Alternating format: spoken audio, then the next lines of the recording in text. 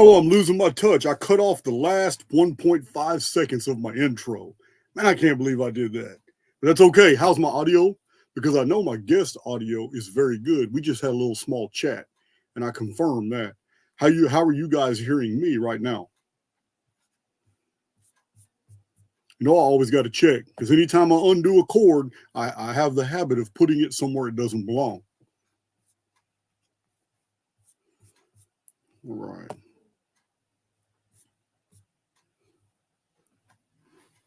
Everybody says it's great, but one person. That's cool. That's life. There's always going to be one. So I have, before I bring my guest in, I'm going to have an announcement. It was looking like I had a taker and that I didn't realize that this person had a history of bashing and attacking me behind the scenes and networking with people that were attacking me. I didn't know all this. I don't pay attention to all these little details. I'm busy, guys. I'm busy putting out information. And you see by its frequency, it's quite a bit, and it requires a lot of work. And I'm cool with that. This is my life. It's what I accepted. So I don't have time to vet everybody. But I spent a lot of time this morning back and forth with somebody who kept calling me out for debate and calling. I triggered him from the Christian video from yesterday, and he just kept being vehement about it. And the very first comment from this guy, I can't even remember his name now, but the very first comment from this guy, those of you following on X, you can name who he is, was calling me a coward, and it kind of sets the tone. I mean, I kind of set the tone for the whole thing, but I still entertained him and I heard him out. And when I realized that, okay, you're serious about doing a debate about the veracity of the gospel narrative, you know, the claims that Jesus was real, an actual person, cool, you're cool with the debate. And as soon as I agreed to the debate, the man posts my criminal history all over X. Now, I'm not worried about it. That was 35 years ago. I was 17 years old. I've moved on. If the world doesn't want to move on, I don't care.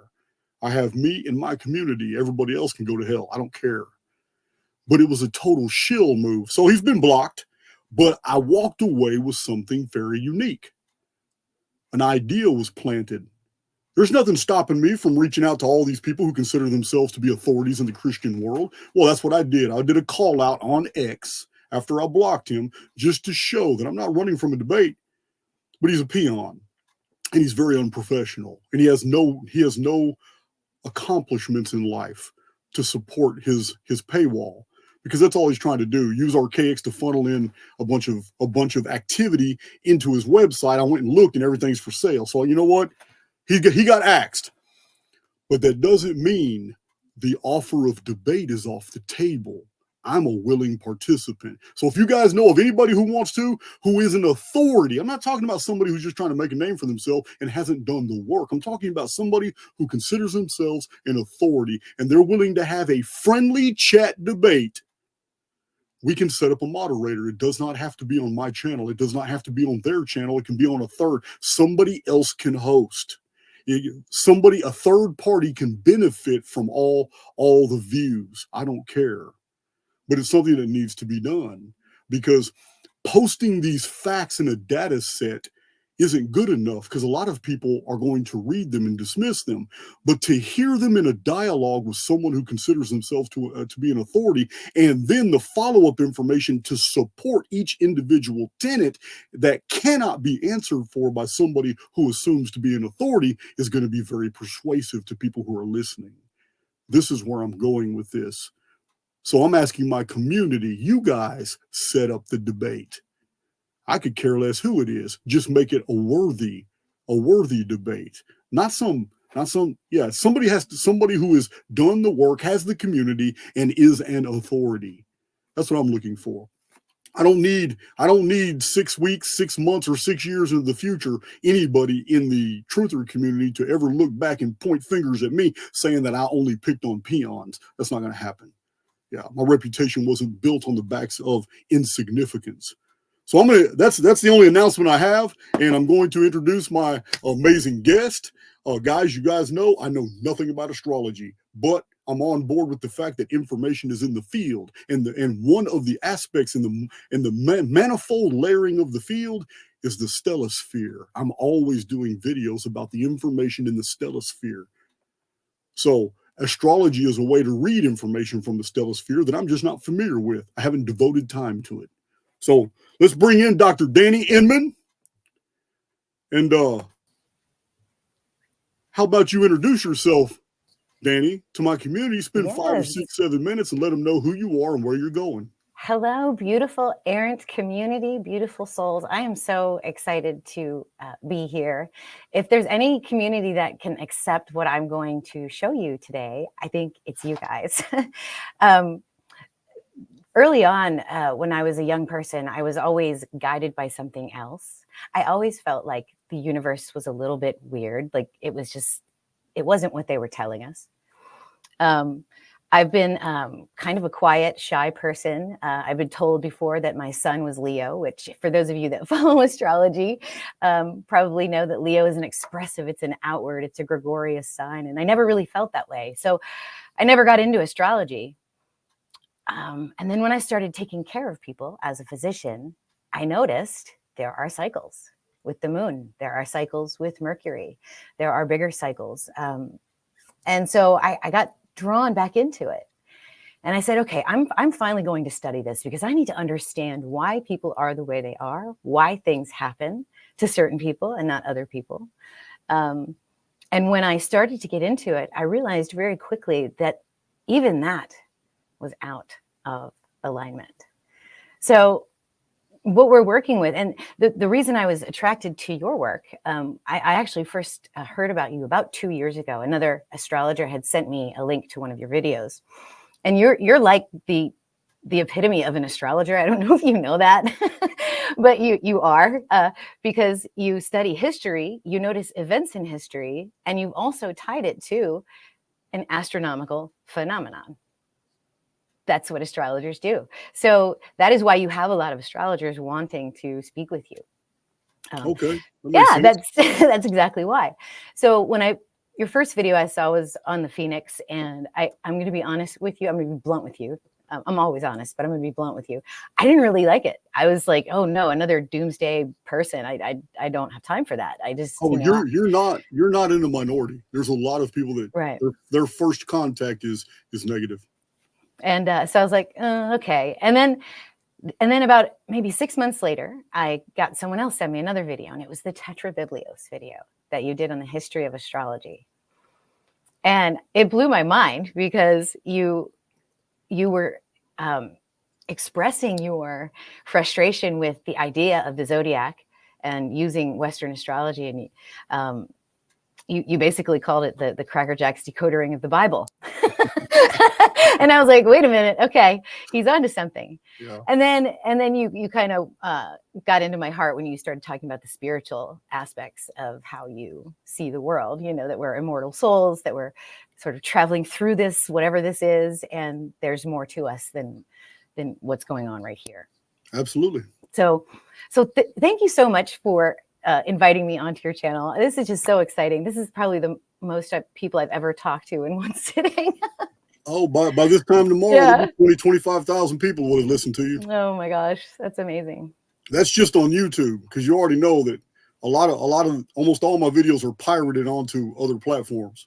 Oh really? I don't fight it. It just happens. Yeah, I don't think I'm that famous yet. So what I wanted to do for you guys was with your help, Jason, because I'd love for you to dive into that Tetrabiblios story a little bit, just so for some of your newer subscribers and also the people that follow me, to set the foundation for this discussion of what astrology is and why we have been doing it wrong for a very long time. So I do have a presentation. I love PowerPoints for some of my subscribers came to your channel to watch, and so they'll laugh. A short PowerPoint's like 100 slides, but I think I kept it to about 80. So let me I just hit present here, right? And I do share screen, and don't show share screen. All right, entire screen share. Share the entire screen. Yep. Share screen. Okay, cool. Yeah, it popped up. All right. So here it is. Guys, on my channel, I'm also a one-woman show. I do all of my own graphics. And for when I first started my channel, I was actually doing more artistry. I was creating these little orgonite pyramids, and I was studying each of the zodiacal signs and all the planets so that I could get an idea of what I wanted in this pyramid. And so you guys can, if you go way back in the day, about 2 years ago, you'll see some of my older art videos. And the music in those videos was also created by me too. So not only am I an astrologer and a physician, but I'm also a musician and an artist and a philosopher and just, a jack of many, many trades.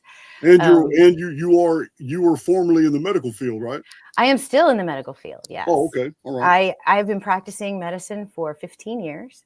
I actually moved to Corpus Christi, Texas about 12 years ago. So I'm not too far from you. I had a clinic, and recently this past year, I switched to an emergency medicine setting where I just do shift work, and it allows me a lot more time to sort of ponder the problems of the universe and, get out there and speak my truth so that other people might understand it. So this is kind of what I want to talk about, that the sky's changed. There's a 13th sign for the zodiac. It's been left out. And I think that knowing the history of astrology is important for why it's been left out. But I think we're coming into an age where we can include this sign, and why we include it is very important. And then I wanted to show you some really cool things you can do with astrology, just some real short examples. And then I wanted to show you some numbers that I found that I think are sort of interesting. And if we have time and if you're interested, I can show you your actual constellational chart.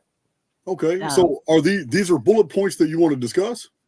Basically, yeah. Because I'm already chomping at the bit for number 2. I've got something major to say about number 2 that I've never even revealed on my channel, because it's the subject of current research that I was going to do a video on later. I don't have anything in any order particularly. That I figured I would just have kind of what I wanted to say about each point, and then let you go. So yeah, we can chop at the bit. But let's just take one, just pause. Let's just pause one quick second. I want to show you the sky before we get into that. So why do we look at the sky? Why is it important? It's just one of those beautiful phenomenon that if you are standing in a field in the middle of the night and there's no moon, you can literally look up and see every dust cloud, gas, every star, like you could touch it. And you can also see the planets. So the reason that astrologers study the particular set of constellations, the 12 or 13 that we know about, is because that's where the planets traverse. That's where the sun, Mercury, Venus, that's where they go. They don't go into Polaris. They don't go into Orion. They just kind of stay right here on this belt. There's plenty of the ecliptic.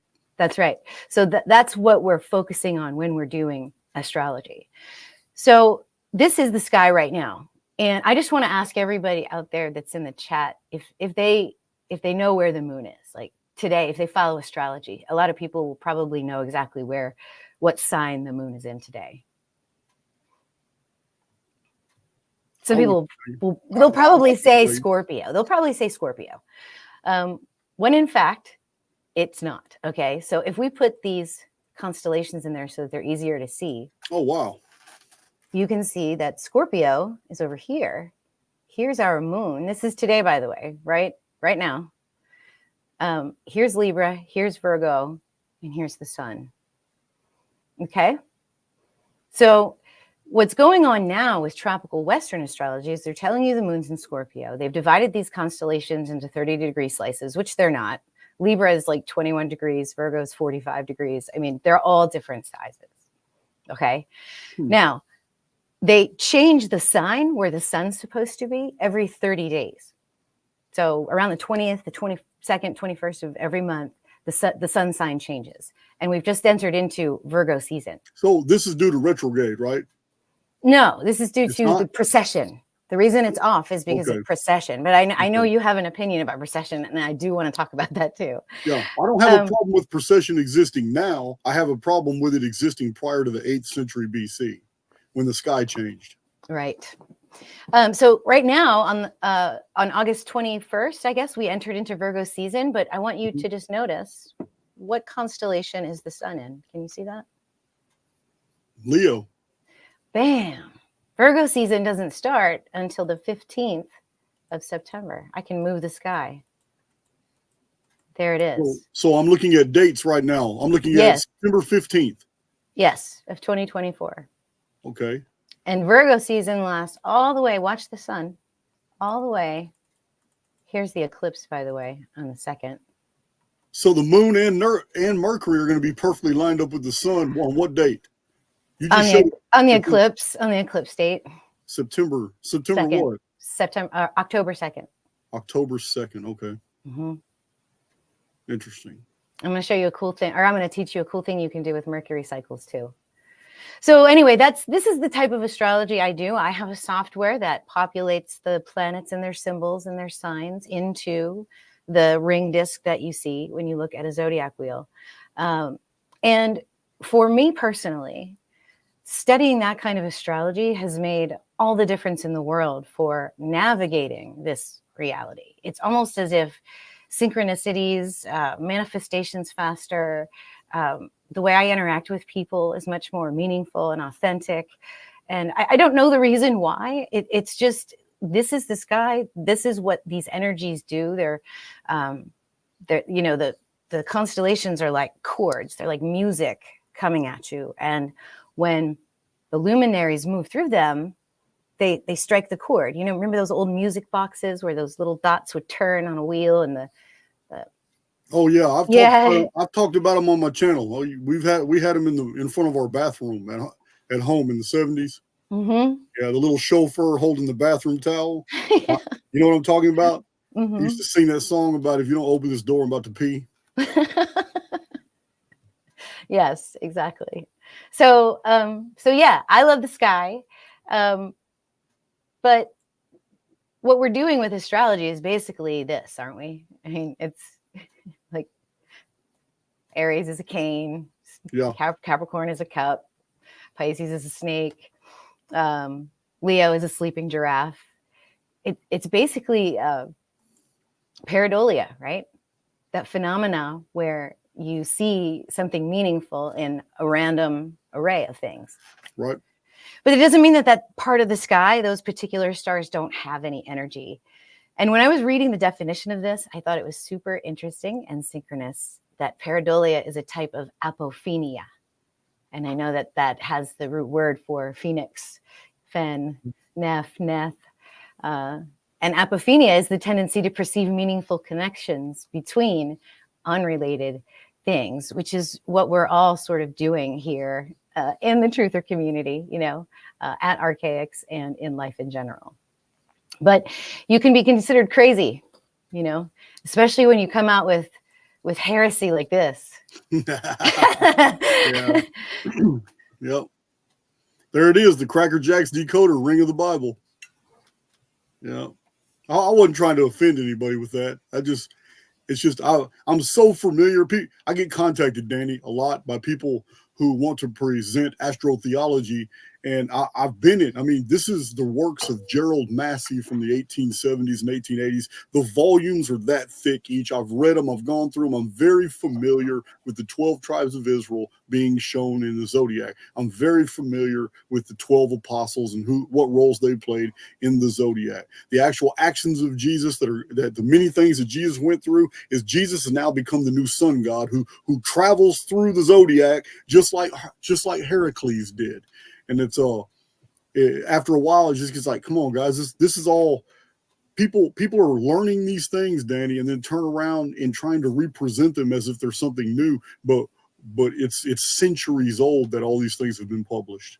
And so this is what I like to do in Archaix, bring these things back, but allow people to understand, listen, this is information that's been in the field for a long time.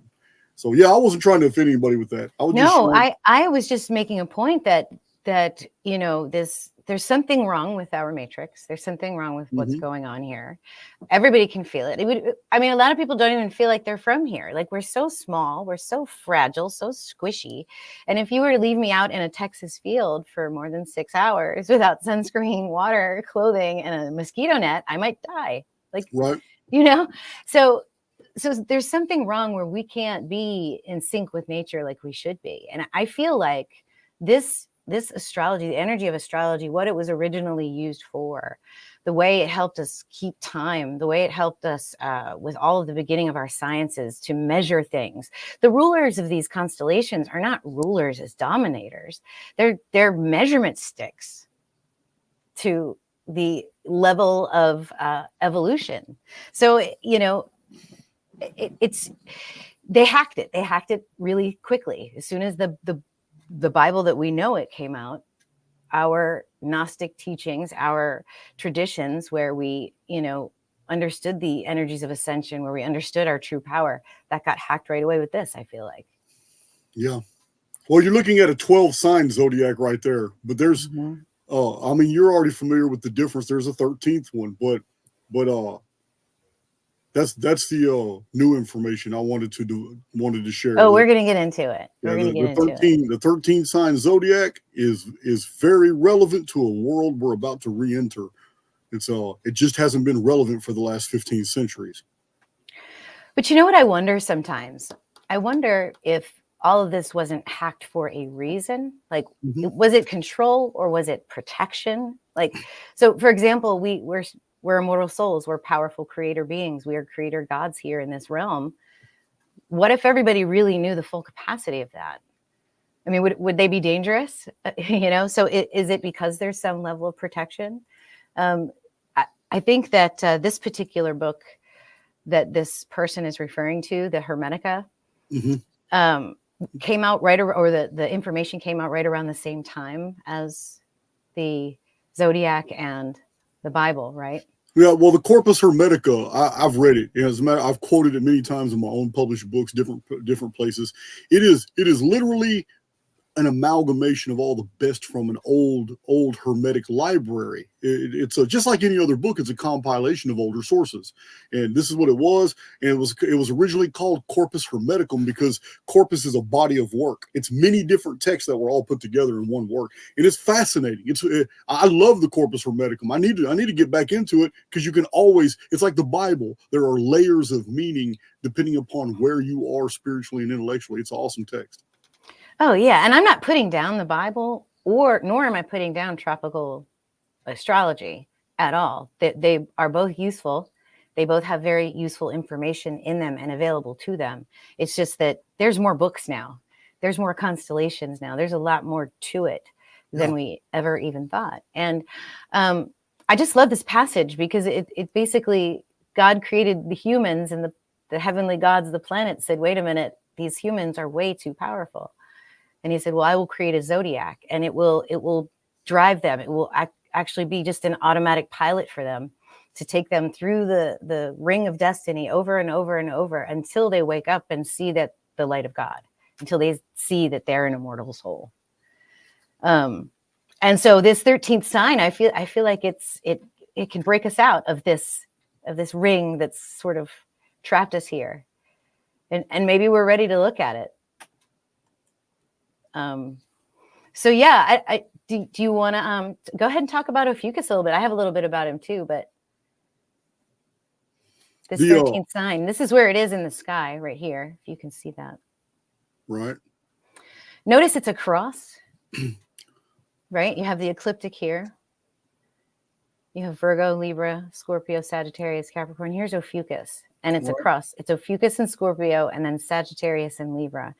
And what's also here is the crossing of the solar system ecliptic and the galactic ecliptic, because you see the Milky Way galaxy here, or at least the galactic center. Right. Yeah, it's cross ecliptics. I get it.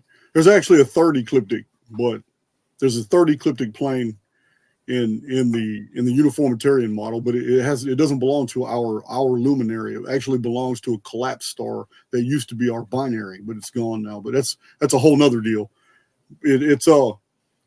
Okay, in a nutshell, the reason we have two zodiacs in the historical record, the reason we have a 13 house system and a 12 house system is simply because the sky changed fundamentally when the vapor canopy collapsed. In the antediluvian period, there is no recognition whatsoever of a heaven subdivided into 12 quadrants. But all the calendars of the ancient world were based off the number 13. 13 is the great denominator, and especially in the ancient American systems like the Zapotec, the Olmec, the Quiche, and the Mayan calendar is 13 epochs of 400 years each. Each 400-year period was exactly 144,000 days. The 13 epochs of the calendar governed for the ancient Mayan civilization their passage through the star history. This star history took them through the 13 heavens. They abided by the 13 heavens so they could stay out of the 13 hells. At the end of the 13th Bacton, the 1,872nd day, 144,000 times 13 days, was when time itself would collapse and create a whole new stellosphere. And the Maya would have to start again in a new heavens and a new earth. So the Mayan cosmology and many ancient American systems are all predicated on the number 52. 52 is called the calendar round for the Zapotec, the Olmec, and especially the Aztec. Everything was measured in 52-day and in 52-year periods. 52 is 13 times 4. So the oldest calendrical systems in the world that are extant today were based off a denominator of 13, where they subdivided time, space, and the stellosphere all by 13 quadrants. It was only after the collapse of that world that the Sumerians emerged, the Babylonians, the Assyrians, the Elamites, and then the Indo-Iranian cultures, the Amurru. When they emerged, they subdivided everything into the sexagesimal system. It's a different system.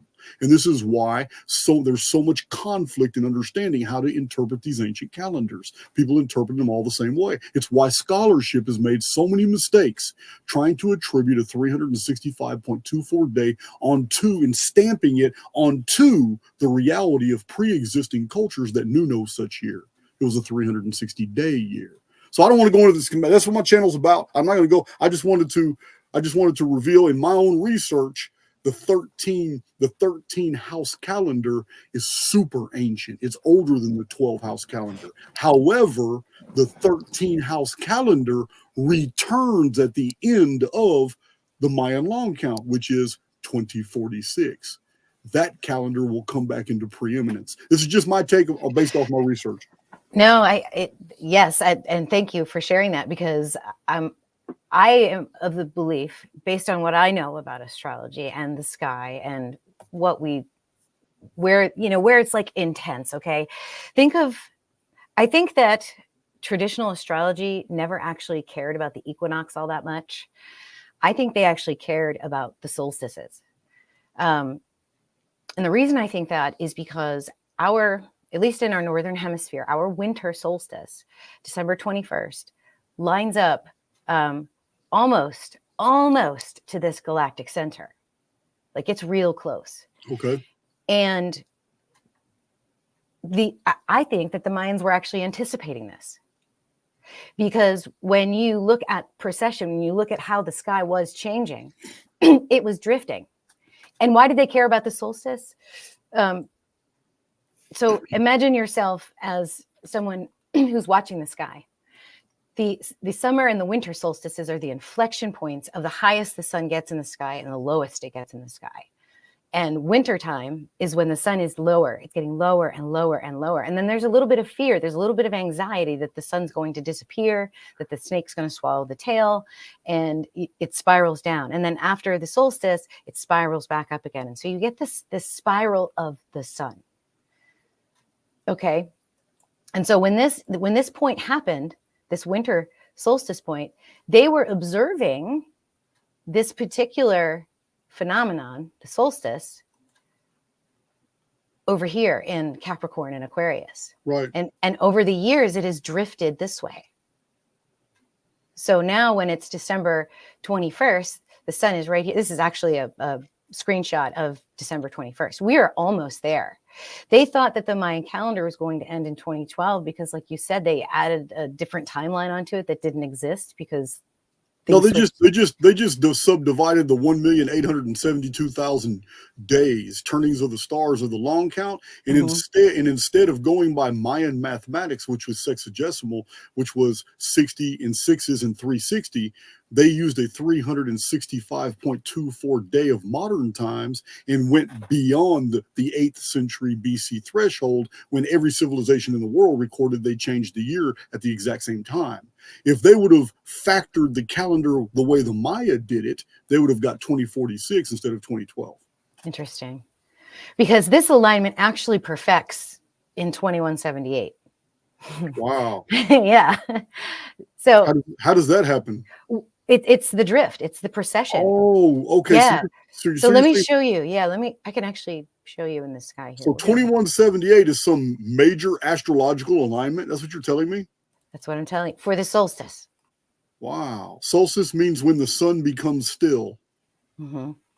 That's what solstice means. And so we just fast forward this, and you can watch the sun drift closer and closer towards the galactic center. Yes. So you went way past. Yeah, I know, but it's so slow. It's so imperceptible. But yet the Mayans knew this. They knew that this solstice point was doing this. We can go back in time too. Wow. There are 2 times in history that I have documented in Chronicon where this is okay. Let me collect my thoughts. For sure. It's a lot. This right here is one of the reasons why I just don't use astrology software to enhance my own research, although it probably would, like you've done here. It's compelling. Now, the problem I have is when it comes to astrology right now, I have no problem going back like 450, 60 years. That's fine. But what do you do when the astrology software that you're using, Dani, doesn't take into consideration what we know from the historical record was done to the calendar, like in 1582, when the Pope added 10 days to the calendar? Does astrology software add those 10 days to make up for that discrepancy? Also, the year of confusion in 45 BC, does astrology software take into consideration that Emperor Julius Caesar created a 445-day year so he could realign the seasons back with the Roman calendar, because the seasons had fallen out. It had been 7 centuries since the Romans had changed their calendar, and it's understandable because 7 centuries earlier the year changed from 360 days to 365.24. So in the Caesar's time, they altered the calendar by creating 1 year that wasn't 365 days. It was 445 days. It's called the year of confusion. That's amazing. It probably doesn't. It probably doesn't.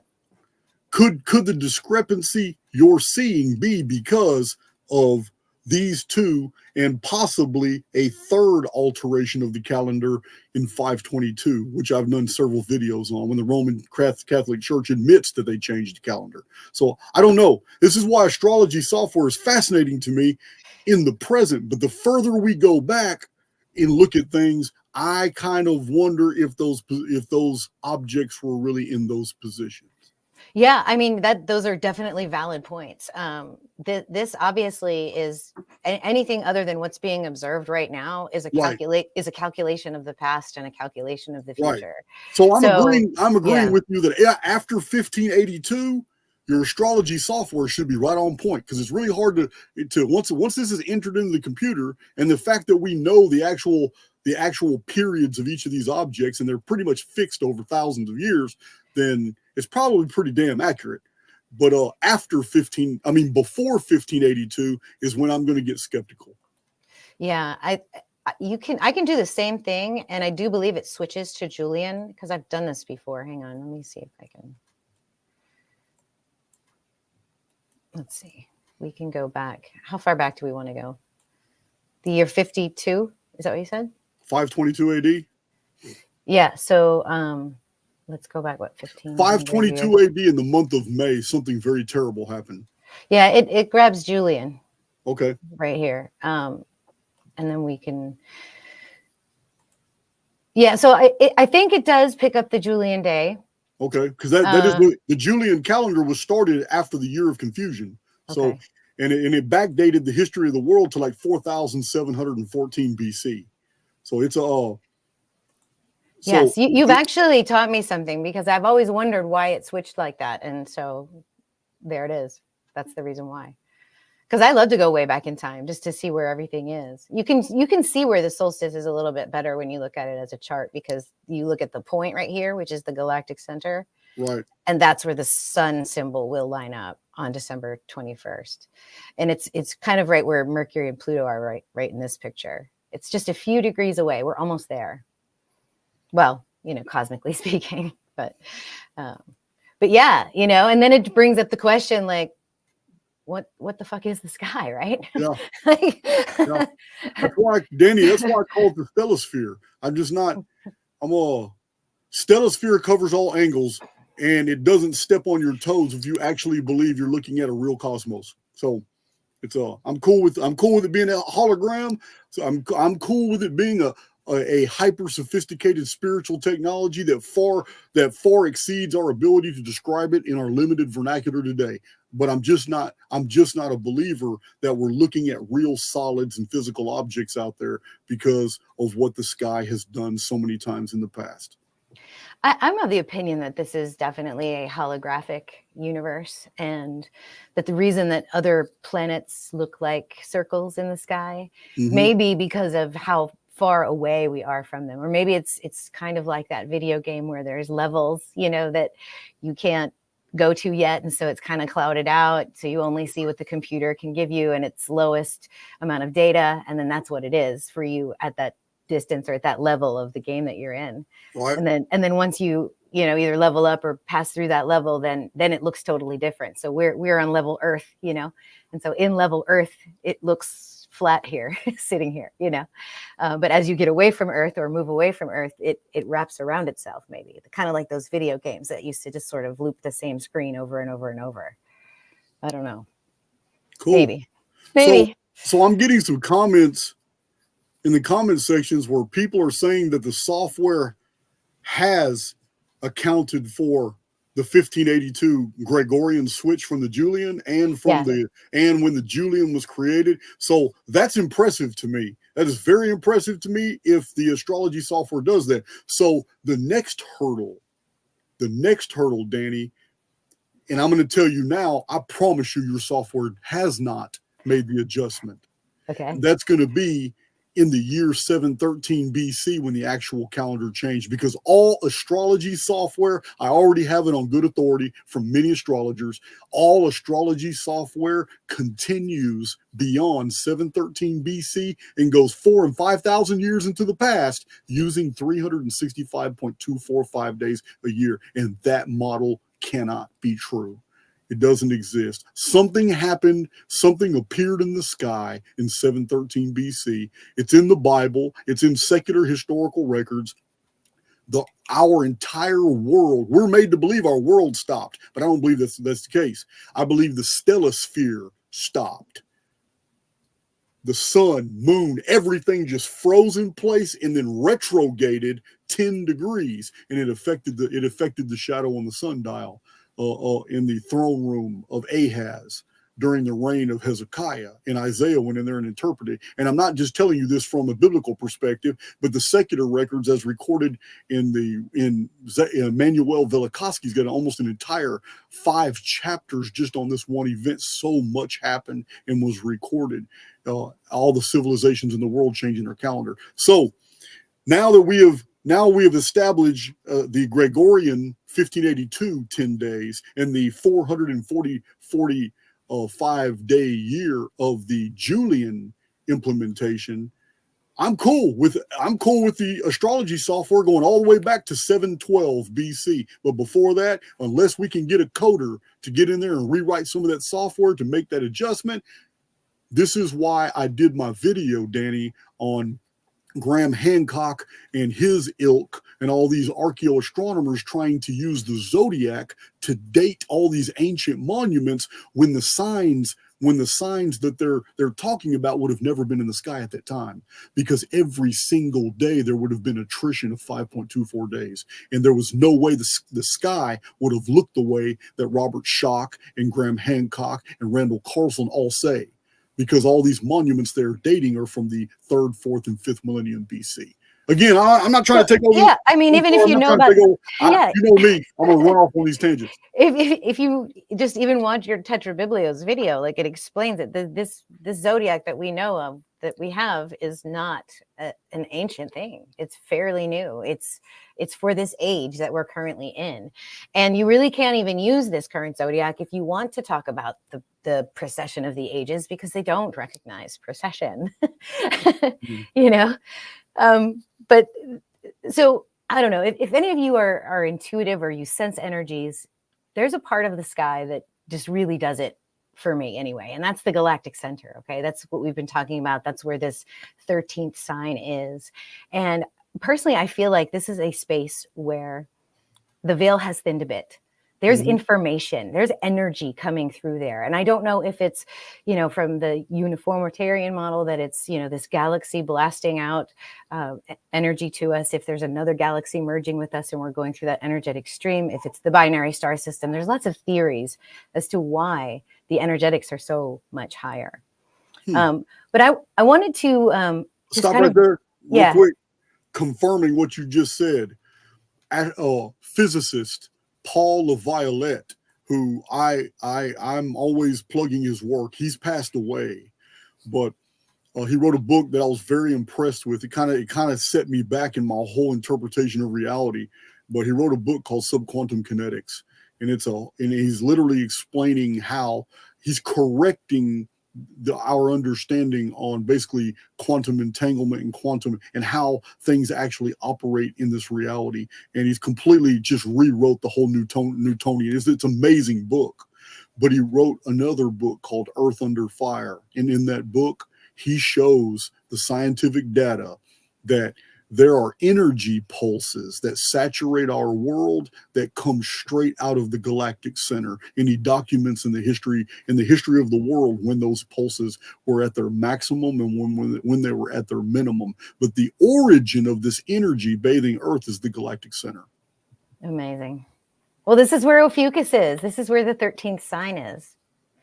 This is the energy of the ascended masters. This is Christ consciousness, immortality, the power of the gods, free will. It's left out of the tropical zodiac completely.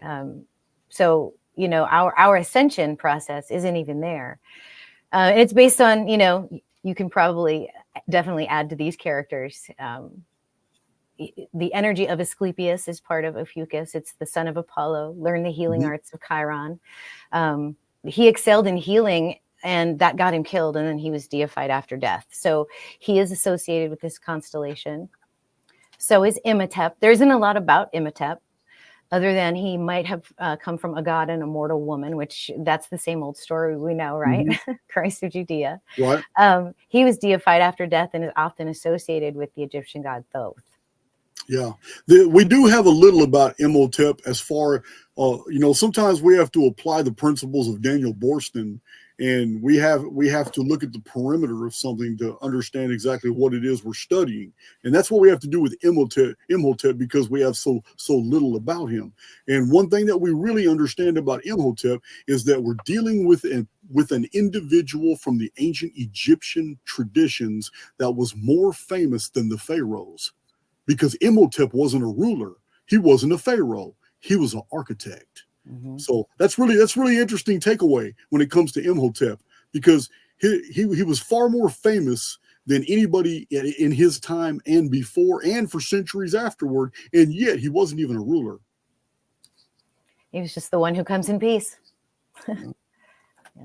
And then, of course, we all know the Christ story. Again, a virgin birth, son of a deity, performed miracles, came back from the dead. And then Quetzalcoatl, you have to kind of fatten up your tongue in the back of your mouth to say that the right way. But this is the Quetzalcoatl? Yeah, Quetzalcoatl. They would, lick the toad, eat the mushroom, go into the trance and into, go through the galactic center, down the dark road, the Xibalba, and come back with the wisdom. So this is where Ophiuchus is. This is why we associate all this energy with Ophiuchus. What I thought I'd do is, oh yeah, it's going to get good. We're just getting through it. Okay. Let me just show you, for those of you that are astrology nerds, the zodiac wheel. This is the tropical wheel. And I put the sun where my sun is supposed to be in tropical. And you can see how it's 30 degrees. Okay. And there's no Ophiuchus. So we just keep doing this wheel over and over again. And it starts in Aries, and we do this hero's journey, and then we go through it over and over and over. Whereas here, this is the real sky. This is where the sun is on my birthday in Cancer. And then this is Ophiuchus and Scorpio, that cross in the sky, that portal in and out of this realm, where, the galactic center is, where we're getting those pulses of energy, where it might be the source, where we come from, where we've been and where we're going. It could be the oversoul's projector that's making all this happen around us. That's what I'm saying. So to include it in your astrology, I think it illuminates a more spiritual path for those that are awakened. Now, if you just want to know like what kind of job you're going to have, if you're going to get married, how many kids you want, when to get pregnant, that kind of stuff, we can do that with astrology. But this journey is, and I have a whole different sort of hero's journey associated with this. Not new, but new ancient kind of astrology, I guess, because I'm incorporating the modern tropical zodiac archetypes and themes. That's what we do with 13 sign astrology, is we incorporate the energies of Virgo and Leo and all of that wherever your placements are. But it's more of like, this is your soul's journey. And most people that go from this kind of astrology to this kind of astrology, they usually will never go back. But it's hard. It's a cognitive dissonance. It's kind of like when I first came to your channel, and you get a lot of cognitive dissonance. But then once they're in it, they don't ever go back. So, yeah. Interesting. Now, whatever you guys believe, it's cool. Like, I am not knocking tropical astrologers. Some of them are smarter than I would ever even claim to be, because you can look behind me. There's more books on astrology than there are in medicine. Yeah. And so whichever one you do and whichever works for you is fine, right? That's really what I'm trying to show you guys. If what's been presented to you before doesn't work or doesn't really quite resonate, this might be why, and it might be worth checking out. I'm not the only person that does it. There's about 10 people that are active that I know of on YouTube. And there's about, I don't know, maybe about 3 dozen of us that are posting on Facebook. And then there's about 200 or 300 people that follow us all actively. So I'm just really excited to share this with a bigger audience and let you guys know that, yeah, there's a new kind of older astrology that's out there that may help you. So I'm really sorry, guys, if any of you have any of these tattoos, because your sign's probably changed.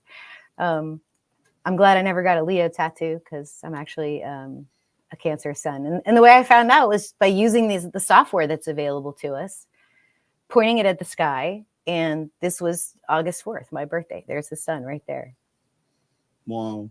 Not Leo. So what you're saying is the shift in the zodiacal signs, as opposed to mechanical time, has shifted to the point where people aren't really being born in the signs they think they are. Yeah, not only that, it's these signs, these constellations are different sizes. Right. Yeah.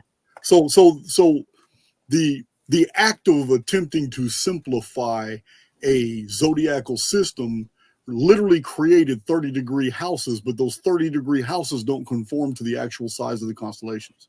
They do not. Okay. And I'm not sure why that is. So as a matter of example, I was born June 9th. Can you show me what the sky looked like on June 9th at about 12:10 p.m.? Yes, I can. I can do that with Stellarium. Let's do that. I'm trying to make sure I'm still a Gemini. Well, you're not. Wow. You are not. We're going to have to just fast forward this a little bit. So 1970. 1973. I'm getting up there. Yeah, me too. What is age?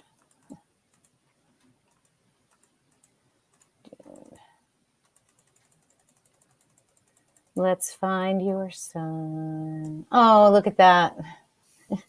You're telling me the sun was in Taurus? Yes, sir. I don't even feel like a Taurus. What are you talking about? There it is.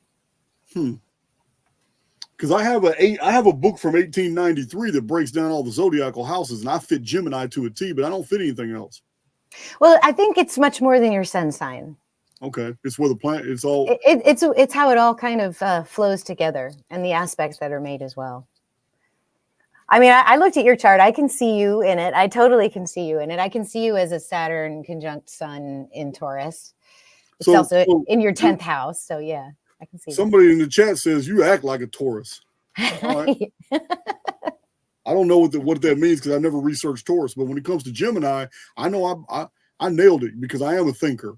I am a thinker. And one of the chief characteristics of Gemini is that against impossible odds, they have a trait of embarking on very complicated and long projects and seeing them through.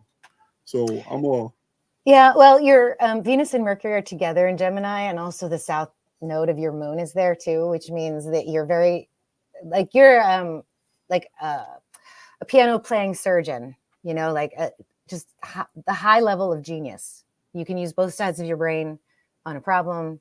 And all those two energies being in Gemini would suggest that, you know, the way that your brain works is very much Gemini. And okay, so what you're describing to me right here is 100% attached to the wanderers, the planets, not where the sun is. That's correct also. Okay, so I'm on board. I'm listening. Cool.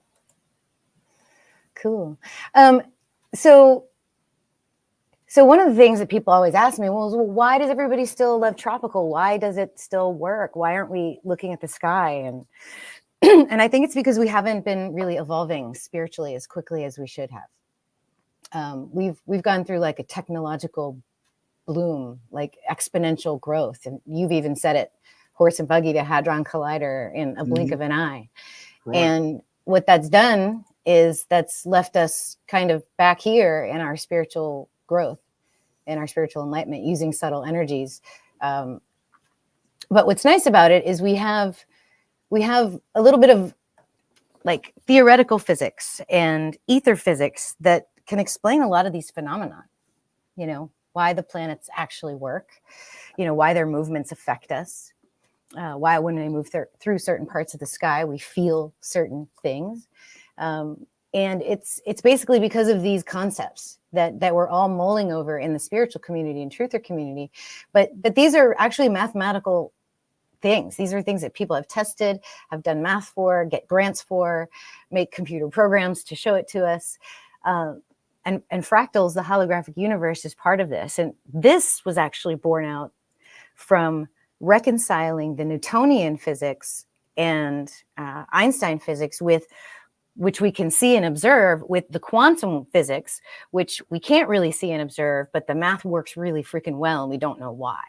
Wow. And when we put the two maths together, we end up with a universe that's got 11 plus dimensions, and it makes more sense if it's being projected from either a higher dimension or a lower dimension, meaning that you have holography. Mm-hmm. Okay, so this is a real thing. This is math. We are in a holograph. So that's one concept that we need to understand, because when we look at the sky, it's literally a stretched out, completely slowed down map of your life story, of your physical ailments, of your spiritual energies. I'm gonna have to interject with something that's probably going to be very interesting to you. I need to be careful. I need to be careful how much I say.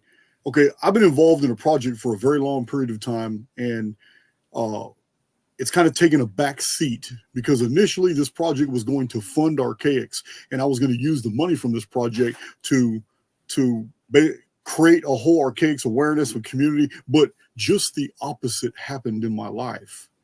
Archaix exploded so fast that I literally had to put this other project on the back burner, and its development has been slow. But my original Ophiuchus project is date sequence predictive analytics, and the software that I have developed is absolutely it's crazy, its applications. But one of the things the output did that floored all three of us involved was that when the output comes out, it's in sequences of 11. And over and over and over, we keep finding these. I mean, sometimes we'll print up paper an inch and a half thick of nothing but numbers, and all this output is always coming out in these massive resets that happen at an 11th node. And then all the arithmetic starts over, all the calculations start over, all the projections start over, looking at phenomena that we're measuring from a mathematical 360-degree sphere, and the output keeps coming, it keeps stopping and reasserting itself in these sequences of 11.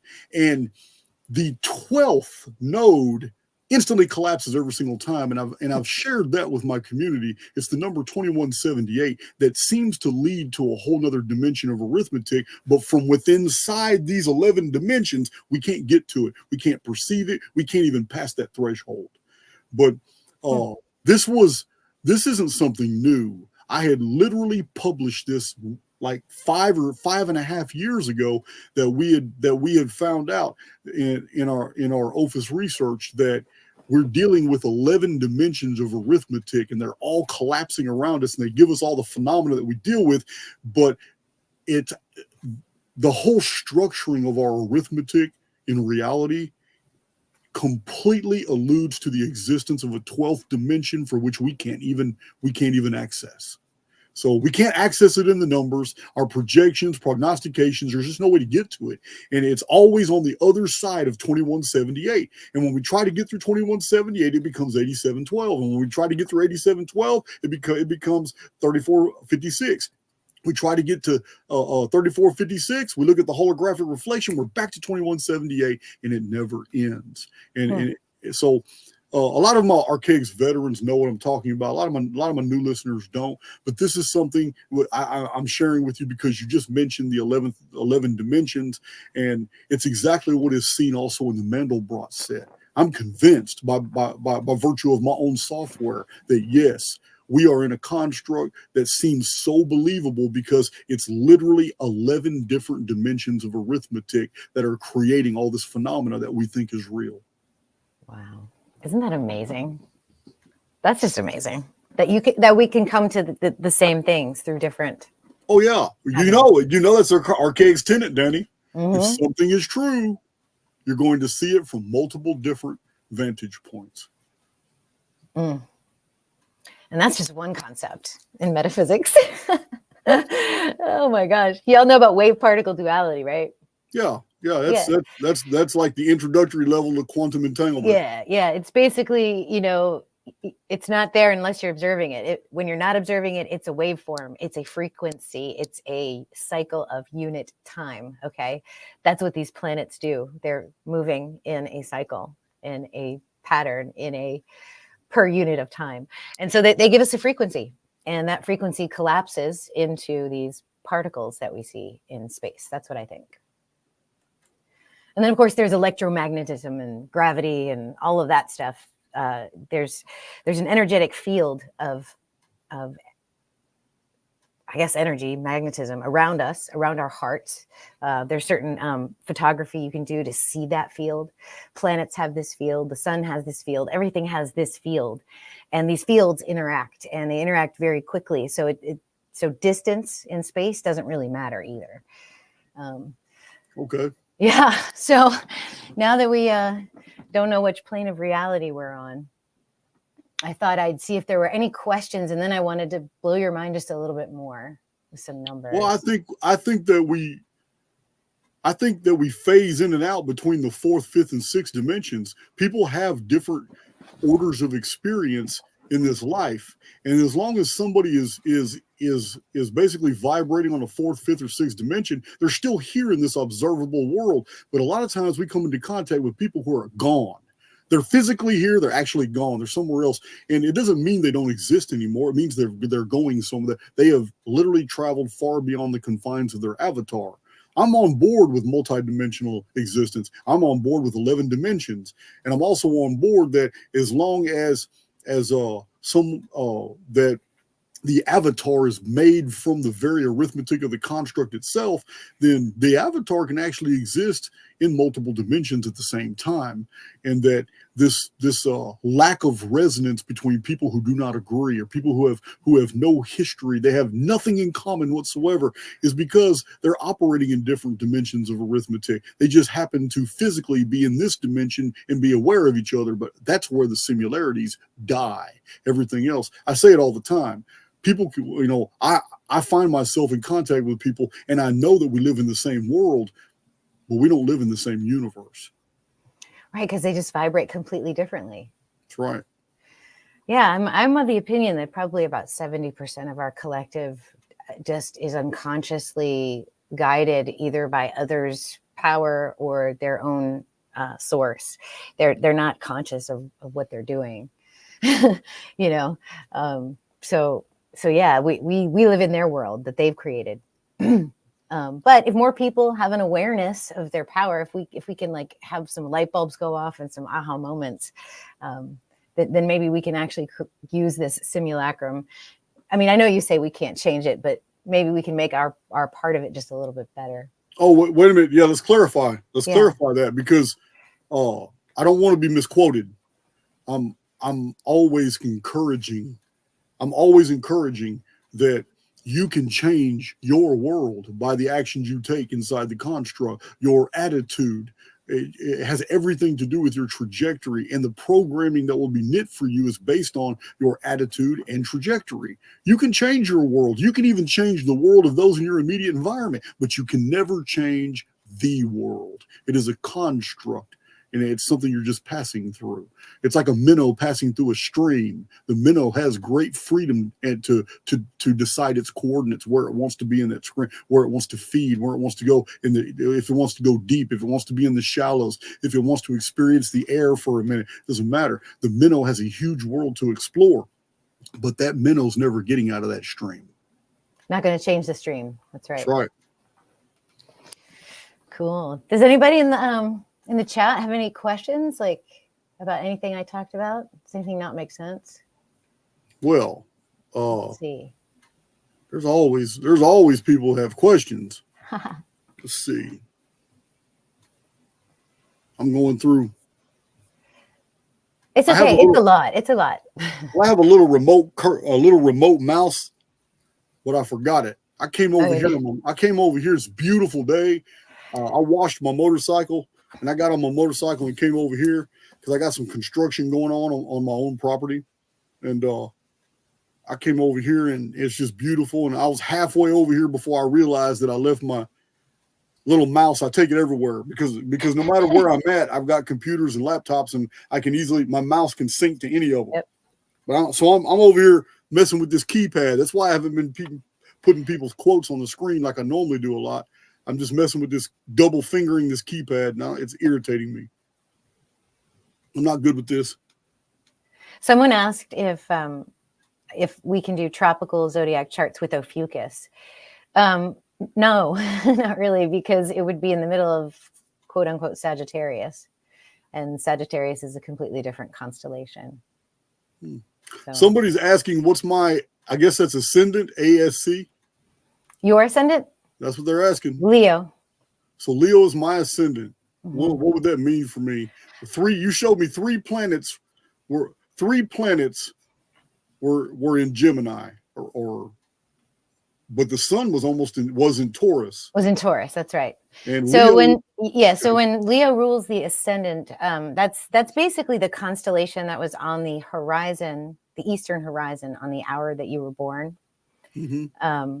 Which brings you to the age that we're in. If you guys didn't know, the reason that we are in the age of Pisces right now is because on March 21st, which is the spring equinox, that is when that's the constellation that's rising on the eastern horizon. And once we get into the age of Aquarius, because of precession, that will be when the sun is in Aquarius on March 21st. But so anyway, Leo is on the ascendant. So that means that the sun, which is the ruler of Leo, is your chart ruler. So your outward expression, the highest expression of your spiritual self is, and it's in your 10th house too, is important for you to, I mean, we can get into it. I have your chart at the end, but I wanted to show you guys some numbers. Let's do it. Let's look at them. Yeah, this is pretty cool. So, and then it's for each planet that we could potentially see. I couldn't find anything that comported with Neptune or Pluto. So I went all the way out to Uranus.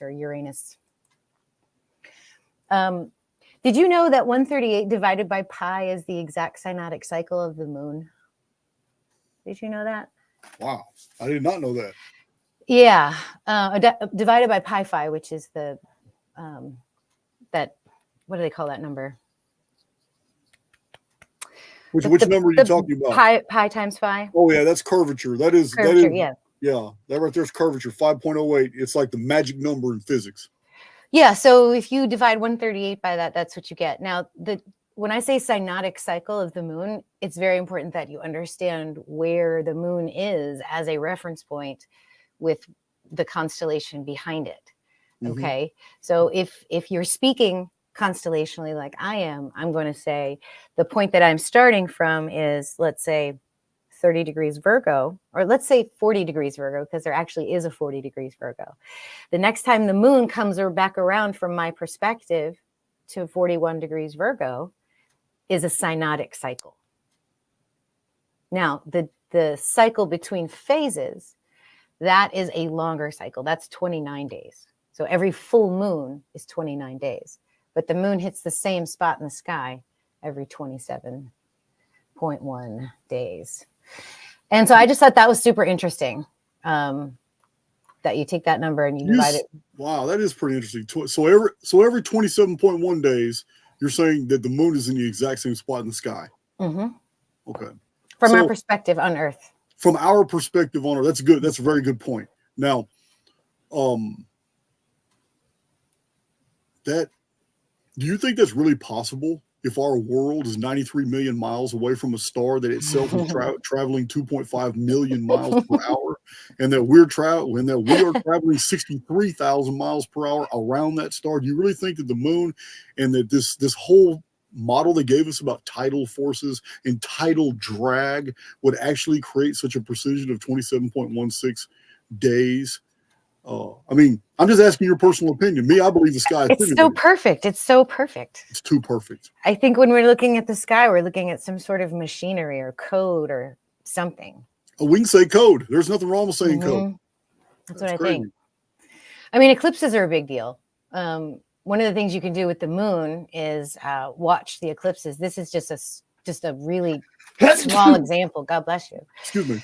Of the stock market. This is the Dow Jones. This is the trading average over the last few months. These two lines are the eclipses. Wow. So, yeah. And you can keep going back in time. So the moon does stuff to our money.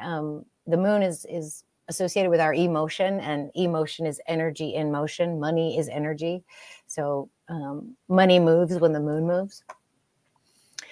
Now you remember that synodic point of the moon, right? 27.16. Right. And so whenever there is an eclipse, for example, the moon and sun are conjunct on a certain degree of a certain constellation near the moon's lunar node. And the lunar node is just a crossing of the moon's ecliptic and the solar system ecliptic. Right. It's off by 5 degrees. So it'll go up and down, around. And when sun, moon, and node are all together, you get an eclipse. And so the coming eclipse in October on the 2nd is going to happen in 17 degrees of Virgo. Okay. In the constellation. And so what I've been doing is just kind of watching the moon before the eclipse to see where it is, what's happening during those days when it is hitting preemptively that point where they will meet for the eclipse. And it's very interesting. I have read this in old astrology books that we have these things called eclipse events that happen 3, 6, 9 months out, before and after the eclipse. Are you talking about like the Metonic cycle? I don't know about that name, but there's these events that happen in these intervals of time. And the reason that it happens is because of these, what I call eclipse points. Okay. So imagine space-time or time-space. This eclipse happens, this lunar node, sun, moon conjunction happens. And then there's this energetic fluctuation. Sometimes it's disruptive. Sometimes it's a clean slate. Right. Sometimes it's a whole bunch of new energy in. But there's a ripple outward, forward and backward in time. Because if we're dealing with multiple dimensions, time is not linear at all.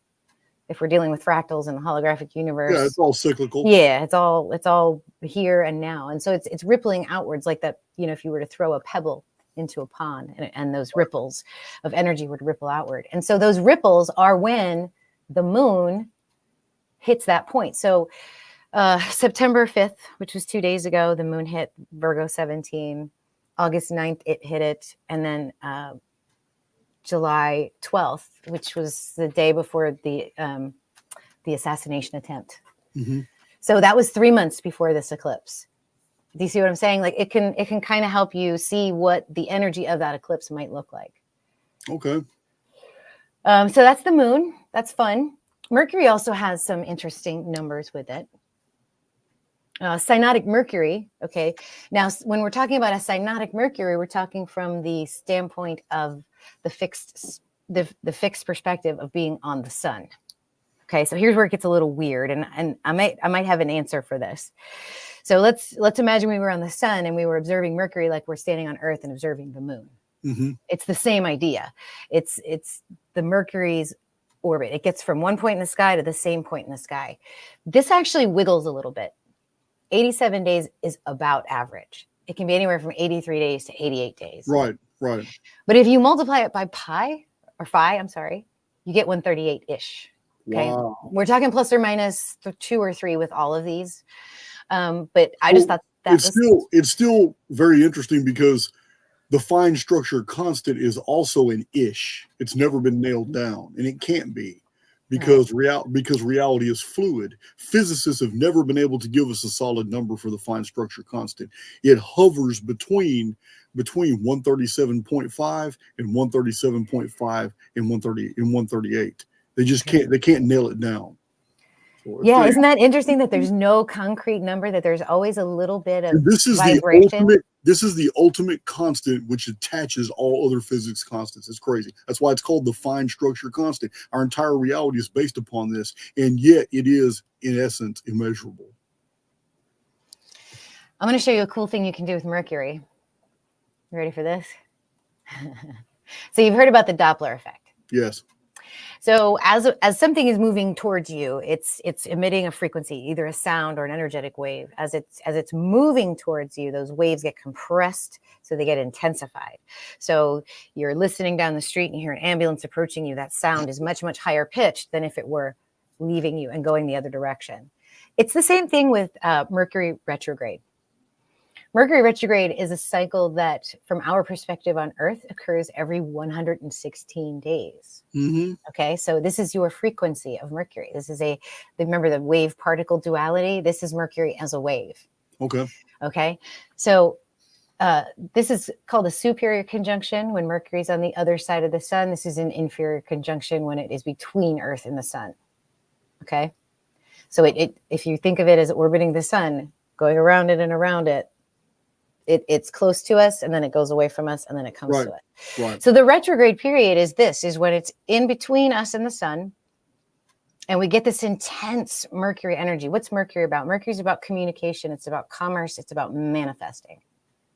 So whenever you feel Mercury in retrograde, this is a very intense time for our minds, for our mental activity. But it's a manifestation cycle. What it requires is mindfulness, though, because we as humans are also transmitters and I agree. receivers. So whatever we're projecting in thought forms, in voice, in speak, in expression, even just your quiet thoughts, you have to be mindful of them, because when you match yourself with a cycle, you can create a constructive interference pattern where it's going to help you. You can create a destructive interference pattern where it's going to F you up. Or you can create a completely destructive interference pattern where you're giving as much as it's giving and it doesn't affect you at all. So they cancel each other out. Exactly. I got you. So it comes from how you're actually vibrating. If that So makes sense. what you're describing to me is absolutely what I tell my community, that if you're wanting to induce changes in the field to create circumstances that you want to experience, enjoy, you have to put it into the field and then move in the direction you want to go. What you're showing me is actually what is happening, because we can never quite predict exactly when we're going to experience what it is that we put into the field. We got to be patient and continue to wait for it. What you're literally telling me is that the sky is interfacing as this network of energies that literally either brings to pass what we've put into the field, helping us. There's an interface between the energy output from that we've broadcast and the energy, and the broadcast energies from the field, which is expressed through astrology. What you're telling me is that the windows of opportunity are attached to astrology. Whereas what I've been telling my community is you just have to wait for it to happen. It's going to happen. And I never once associated it to any part of the stellosphere that had anything to do with that. This is a very interesting development to me. Yeah. So Mercury as a manifestation cycle, what you do when you have a superior conjunction. So this will be the eclipse, okay? The October 2nd eclipse that's coming. Mercury will be in this position. You will also have an opportunity with the new moon, which is also a time for intention setting, goal setting, imagining what you want, is also what you do at a new moon, because the new moon is a fresh new time. The full moon is the manifestation of those ideas, thoughts, desires. So we have a new moon cycle, new eclipse cycle, and a new Mercury cycle, all starting at once. Okay, hold on, stop right there. Yeah. Okay, you're saying October 2nd? Mm-hmm. So October 2nd is a new lunar cycle, a new Mercury cycle, and a new what? Eclipse. And an eclipse, all on the same day. Yep. Okay.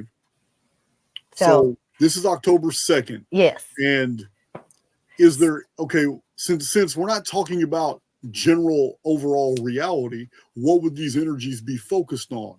Is that known from looking at the field, looking at the position of other planets or whatever? What would this triple benefit of energy, what could it be used to be focused on? Are you talking about politics? You could use it. You could use it for whatever it is your heart desires, is what I'm telling you. Whatever it is that your mind is focused on. Okay, so it's mental energy, right? Thought forms, writing, speaking, thoughts, everything around the brain and the mental activity. Okay. What is it that you want? Okay, so June 4th was the last time we had this position of Mercury. June 4th. And yes, and I made a wish. I actually sent you an email. I said, I want to come on your show. Okay. And then I said, I'm going to forget about this because he's very busy. He may never see this email. Right. And then I look over my emails. I don't answer them all, but I look over them all. But then wouldn't you know it, with just a little push, just one more email, you contacted me right around here at the middle of Mercury retrograde. Wow. And you said, okay, come on. So asked, answered. Do you see what I'm saying? Like you, and this is just the most recent cycle. I've done this unconsciously, and ever since I've been working with it consciously, Mercury retrograde is actually a lot of fun for me. Because I'm like, what am I going to bring into the field now? So somebody's saying that October 2nd is also Rosh Hashanah. Yes. So I don't know much about that. I don't either. You know, I'm pretty much a critic of the tiny hats. Yeah, I don't know much about the Jewish. But I do know this. I will give them credit where it's due, because that's what I'm known for. I give that credit where it's due. When it comes to world finances, they've got their finger on the pulse. So yes. And I know that financial decisions in the Jewish world are often based around the festival system. And it's also based on the astrology. I'm pretty sure that these people that are in control of all the money use this kind of astrology.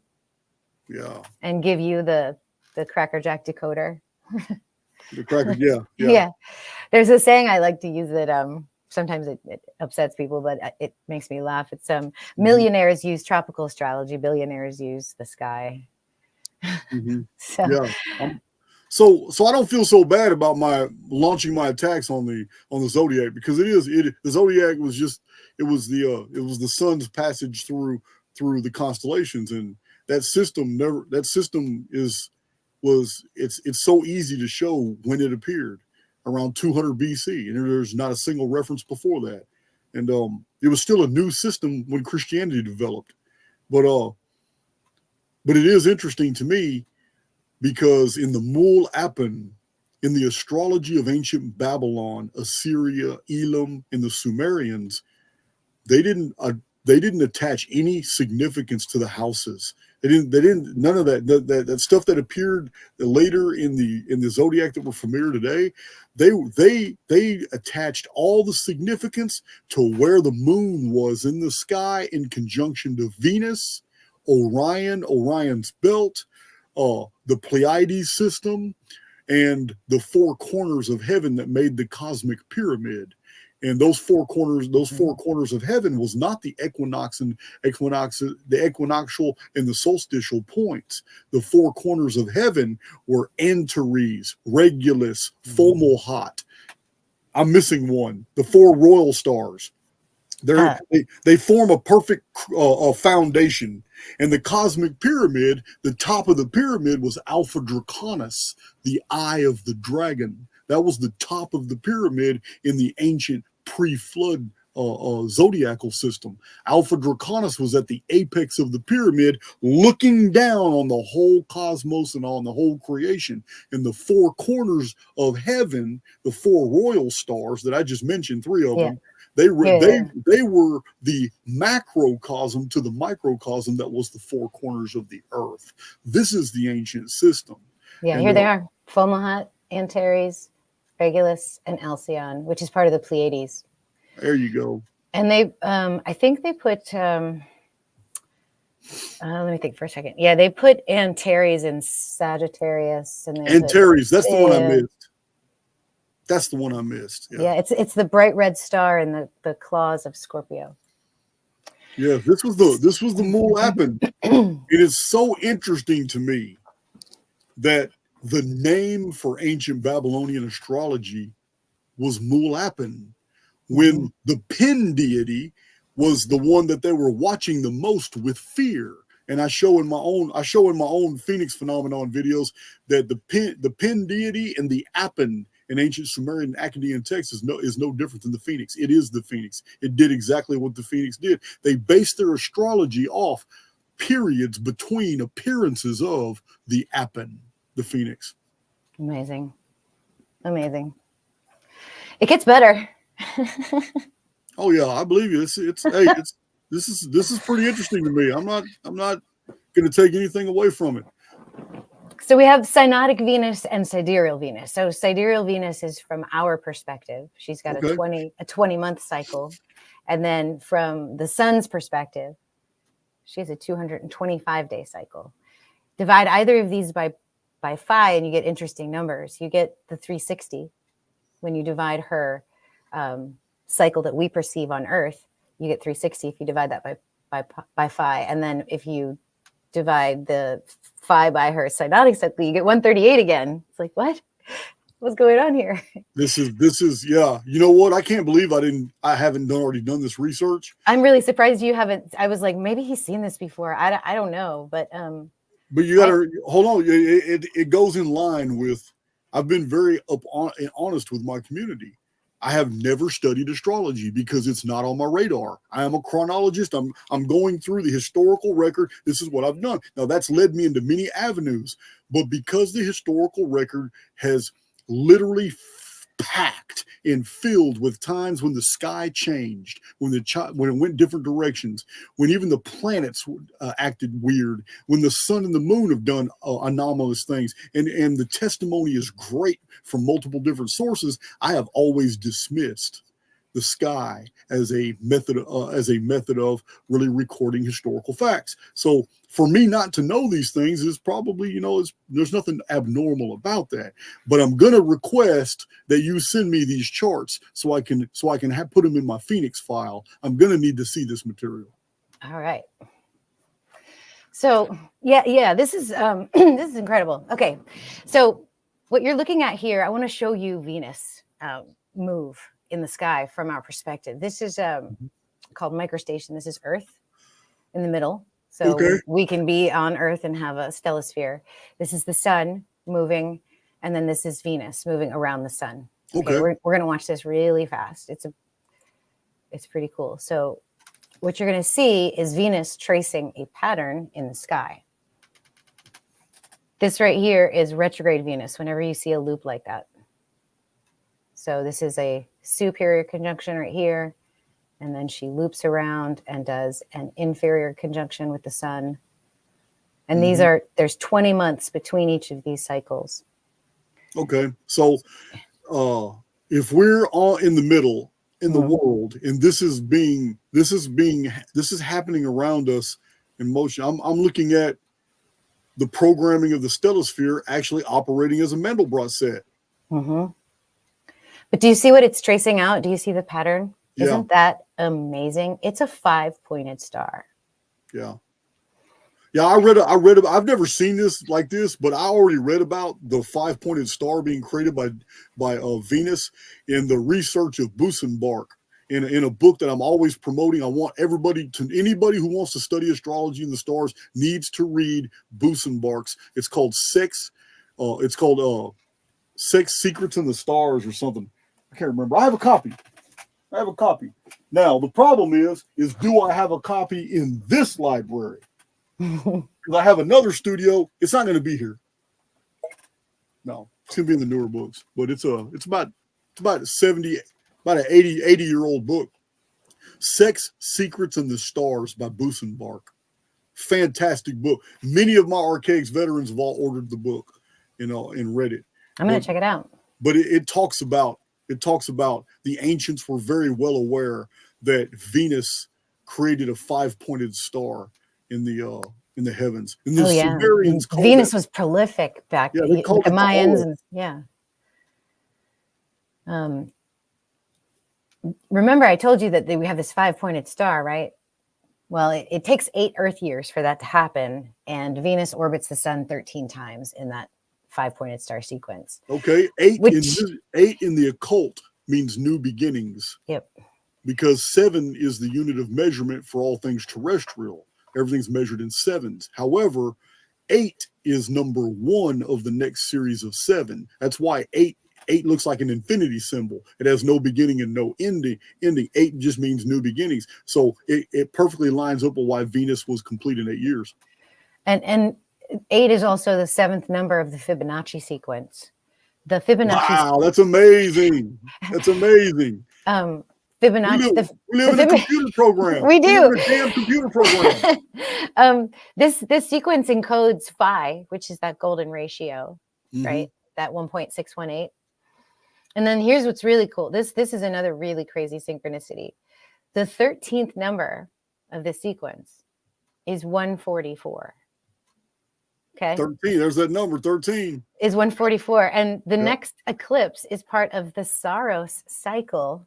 144. So eclipses take 18 years to go around the Earth. Yeah, that's called the Metonic. It's called the Metonic cycle. Yeah, and so this is Saros cycle number 144. Wow, it's kind of a neat synchronicity.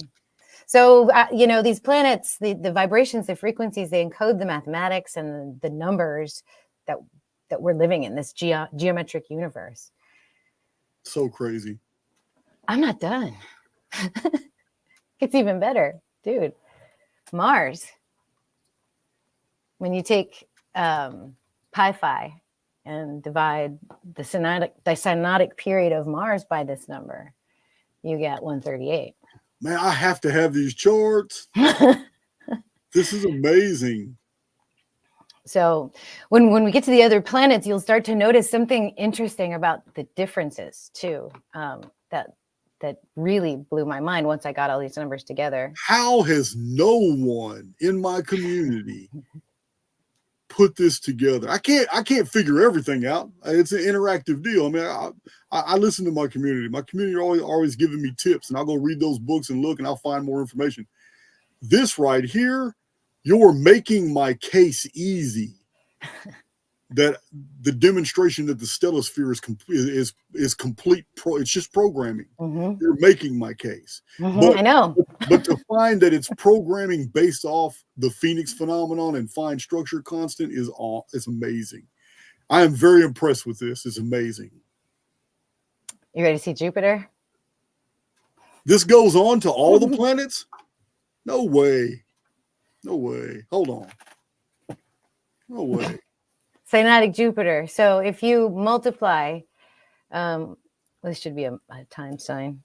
No, that's you divided. No, I meant to times them. So if you square the cynatic orbit of Jupiter in years, you get 138. 11.86 squared is 138. Yeah, about ish. Yeah.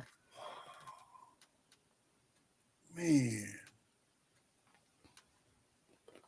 Damn, I don't have time in my life to go into a whole nother avenue of research. Well, that's why you got us. You're making my case for me. Yeah, and then when you look at, so it gets weird when you look at Saturn. Saturn doesn't comport. Saturn doesn't follow the rules. But Saturn does have some interesting numbers associated with it. Oh, let me get back onto my deal here. Okay, so cynatic Saturn is 29 and a half years to go from one spot in the sky to the next, to the same spot in the sky. That's about 10,800 days. Mm-hmm. If you take that and divide it by that moon period, you get 398, which is that Mayan number, 400. Have you tried to play with it with 365.24 or with yes? Oh my gosh, yes. Or 360. See my notes. Yeah. My office looks like I have stacks of notes where I've done calculations forward and backward in time. Yeah. All that. I just never messed with the planets. So it's basically so that number. Remember when we look at the moon. Remember it's we get 138 from its cynatic period times 5.08. Okay. So I have a serious question because okay. you just showed something that in my Ophiuchus software, this is one thing that we were really worried about when we were doing NFL predictions 2 years in a row, and we were killing it. There is this unpredictable pattern break in the perfect structuring of events. Events are structured. Once you understand the arithmetic attached to a reality tunnel, you can literally prognosticate when that reality tunnel is going to shift to in your favor for whatever you're measuring. And this is what we were doing, and we were publishing our results online, and people were gambling with our data, and this is where things got out of control. We had to stop, pull back, because this pattern break kept coming up that it was unpredictable. But when the pattern break happened, we were able to recalibrate. But again, on the 4th, 5th, or 6th week, the pattern break would come again. And you never can predict if it's going to be the 4th, 5th, or 6th turning of the data that we were analyzing. You're showing me the exact same thing here. Amazing. We have the moon, Mercury, Venus, Mars, Jupiter, pattern break. Now, I'm going to tell you now, the pattern break is deeper than you think, because the Titius-Bode law shows that this patterning is amazing. It's in the Titius-Bode law, but it's expressed mathematically totally different than what you're showing here. Well, I wonder Saturn when I was thinking about this break in the Titius-Bode law as well. Really? Saturn is also the pattern break in optics. And what I mean is all year round, somebody in our world can see Jupiter, Mars, Venus, the moon, Mercury. You can see them with the naked eye when you know where to look. You cannot see Saturn most of the time. So the numbers are literally expressing what the relationships are in a perceivable reality. You're actually fulfilling the reality. We don't even see Saturn. So Saturn, so that Saturn can't, unless you're looking at a telescope, you're not going to see Saturn. It's too far away. It's just too far away. Neptune and Uranus are way too far away as well. You cannot see them with the naked eye. And this is why I published books in 2007 and 2011, where I was telling my community back then, which was just Amazon sales. And I was telling them, listen, guys, you have no idea what you're talking about. If an object the size of Jupiter was approaching us, you still wouldn't see it till it gets around to where Jupiter is. And by that time, it's too late. You don't have time to prepare. It will be on us very fast after that. If a Phoenix or a Nemesis X object or a dark satellite object was to be approaching us from anywhere other than the ecliptic plane, like Phoenix does, coming straight out of the north and disappearing into the south where this constellation Phoenix is. This is where Phoenix always moves. It moves north to south over the ecliptic. It does not follow the path of the other wanderers. So this pattern break is very, very real in perceivable reality, not just in the numbers that you found. I find this fascinating. Right. I want to address something that that the chat is saying about the numbers being not quite exactly 138. You're right. The reason I'm saying ish and I put plus or minus 3 is because depending on these orbits, which wobble, okay, these orbits are not always these days. They are about these days. So sometimes you're going to get 141. Sometimes you're going to get 135. But I'm on board. I'm on board with you. I'm on board because we already know about the deviation in the they're not perfect. We already know the deviation. Even the 365.24 4-day year changes from year to year. Atomic clocks show that it's not precise. There's a shortening of the year. Sometimes there's a lengthening of our year. So I understand, but the very fact that the mean average can be around 138 is amazing. It shows we're in a giant clock. Mm-hmm. The other thing that I found so interesting about this being a pattern break with Saturn, if you think about the mythos of Saturn. Saturn was Kronos, right? Saturn was the ruler of the golden age before the reign of Jupiter. Saturn got kind of kicked out of the garden, so to speak. And Saturn is working with a number that's associated with the circle, the 360, that the 1080 number, the 144 number, all those numbers that go really nicely with 12. And it's so the Maya, the illusion, is it this 138, right? Is it, and the real is the Venus and the Saturn energy, which has been turned into satanic symbols, right? The power that we have as creators, I think, comes from these special numbers, not 138. 138 is the illusion, okay? The power is in these other numbers, this 666, this 10800, the 144, all coming and stemming from 12. And so what if, this mythos of Saturn being kicked out of the garden and then demonified or being made a demon is literally how we're being tricked. Do you understand what I'm trying to say? I get it. Yeah. You see the Baphomet, the 5-pointed star? Mm-hmm. Okay, the geometrical message behind the 5-pointed star, this is in the Sumerian. It's called the Arab, and it denotes a judgment from the sky that breaks up the ground, like the plow of God breaks up the ground to reset the field.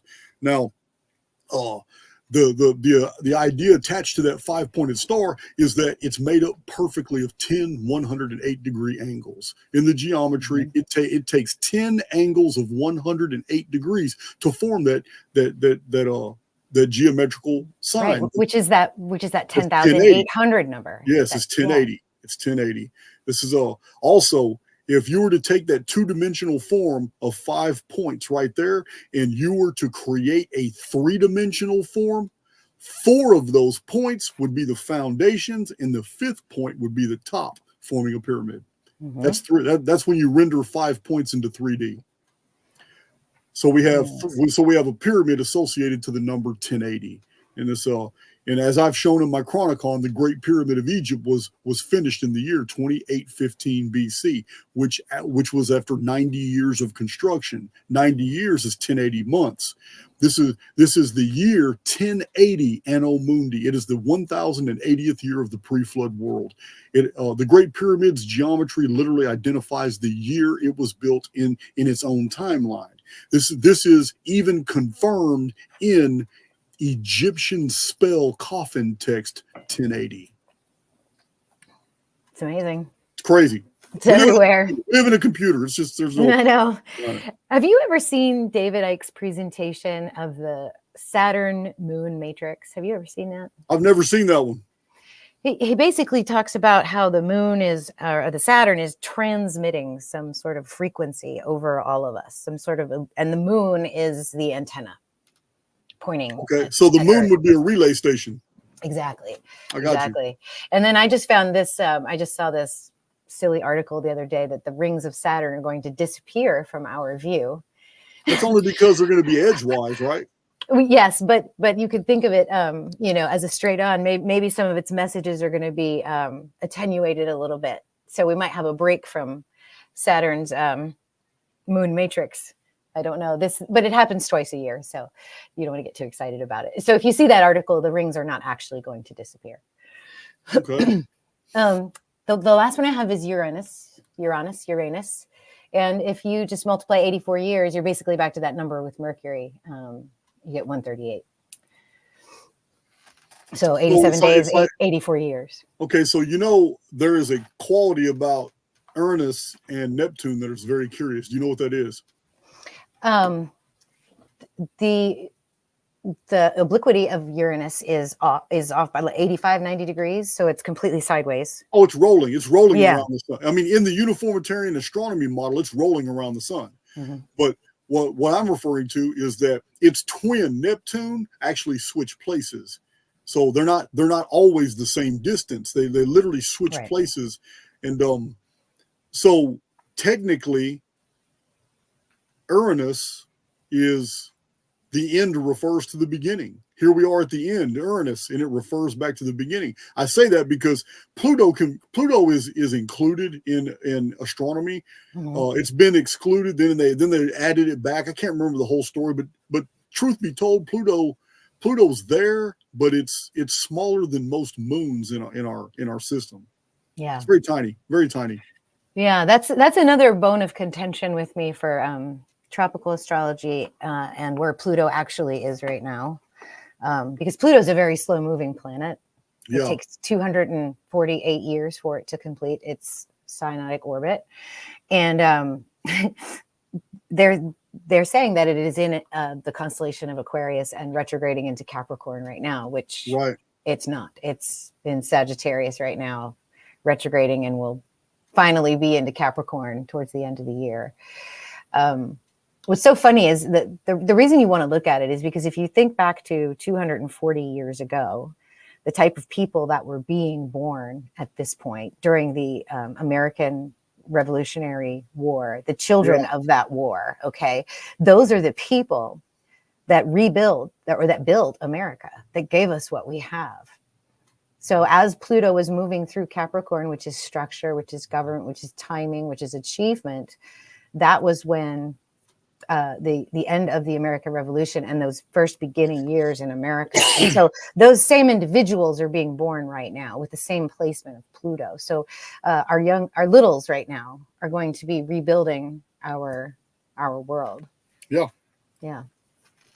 Yeah. This is very fascinating. It's even scientists. I mean, no matter what, in all kinds of scientific analysis, they always give themselves plus or minus whatever the variable is that deviates beyond whatever the mean is. So, right. Because these are theoretically huge distances, and so you can't. Yeah. So to get anything like this is amazing. Yes, it's totally amazing. Yeah, that it's there, that it's present. So.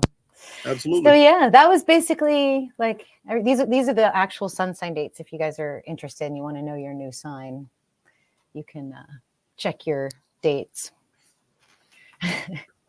Wow. Yeah. I just don't feel like a Taurus. Damn.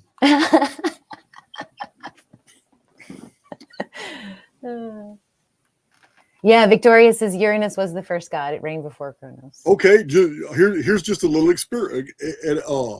No, this is a really good point. The reason I put it on there for Victoria, Uranus was the first god, reigned before Kronos. That's really interesting because in Hesiod's theogony, that is the chronology. He was castrated. Kronos feared that he would give birth to more titans and giants, and he couldn't have that opposition. His reign was already fickle, and then Kronos ended up getting deposed himself by Zeus, the seed. Zeus played the role of the sun going through the constellations. So it's really interesting that the layout of the planets from the outside coming in would be chronologically arranged as it is in the mythology. That's crazy. Mm-hmm. That's crazy. So I have a little experiment here if you have a little time. Okay. So, like I said, I know nothing about astrology, but for astrology to have practical value, you've already showed one example, and I found that compelling. I'm literally going to come back and re-listen to this video. So let's look at it like now. Okay, today is September 7th. Mm-hmm. All right, today's September 7th. Can you give me just a window of? Can you tell me basically, are there any windows or are there any expectations or anything unusual in my chart or whatever? Your chart, from like, let's say September 15th to, you said October 2nd. Yeah, let's just look at that. So October 15th to this month on the 15th, the middle part of the month, going into October 3rd, the day after the eclipse. Just for interest's sake. Yeah, we can look at it. So just so people know what a chart looks like, this is a representation, a two-dimensional representation of a slice of the sky, the zodiac slice, the ecliptic plane of the planets. Okay. And so this is your slice. This is when you were born. This is your. So imagine yourself pre-life. You get to turn the dial and select where and when, and so you're saying how you're saying that some of these symbols represent when I was born. This is where everything was, the exact time and date that you were born. So okay. So yeah, this line here is the horizon. Okay, so everything above this line is what was seen in the sky. I got you. Okay. Mm-hmm. And everything below is what was sort of under us, and getting ready to get queued up. The constellations move this way on a daily basis in a clockwise fashion. So when I was born, it seems like there's clusters. There's clusters mm-hmm. to it seems like most of everything was clustered in two big areas. Yes. One of the things I really love about your chart is that you have the 10th house, the 2nd house, and the 6th house. These are where you get into the real nitty gritty. These are your houses of wealth and finance and abundance. And you have some very, very strong and wonderful placements in there. To have the sun there trining on Jupiter. Jupiter is like the millionaire planet. It just is a very nice flow of energy. If you're doing what you love, then the money will follow for you.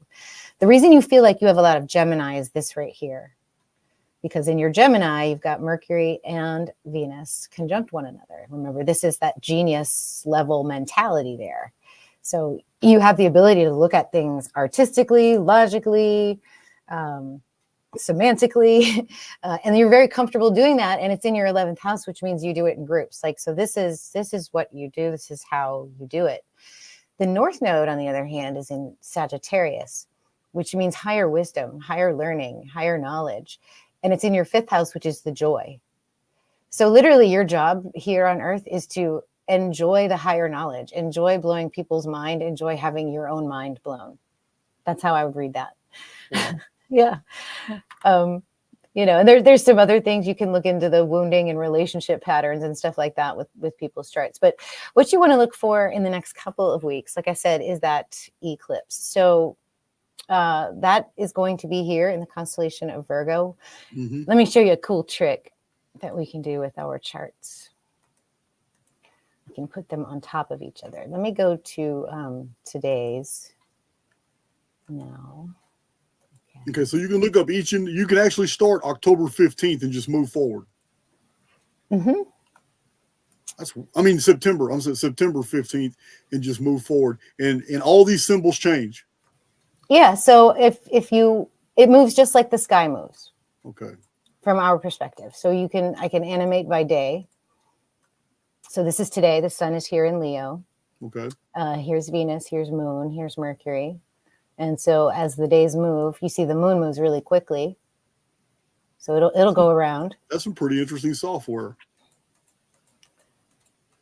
It'll come around. And so this is your 2 weeks basically up to October 2nd, which is that eclipse where the moon joins the sun again. Okay. So that's in general. That's the sky in general. But if you want to get personal with astrology, then what you do is this like general wheel, and you put Jason in the middle, and you put the transits on the outside. Now I can't move this wheel like I do this one, but you can see what it looks like on the day of the eclipse. Yeah, I mean, it's just a bunch of geometrical lines to me. You would have to tell me if there's any specific meaning. Yeah. So what you're seeing on the inner wheel is your birth chart, and on the outer wheel is the sky. And so this is how we do this. This is how we say, okay, this is going to affect you, or the sun is going to be in your second house, for example. So as the sun and moon are doing their new moon eclipse, that Mercury's in a superior conjunction, it's in your second house. This is a manifestation phase. It's also crossing over your Uranus, which is the astrologer of the zodiac, believe it or not.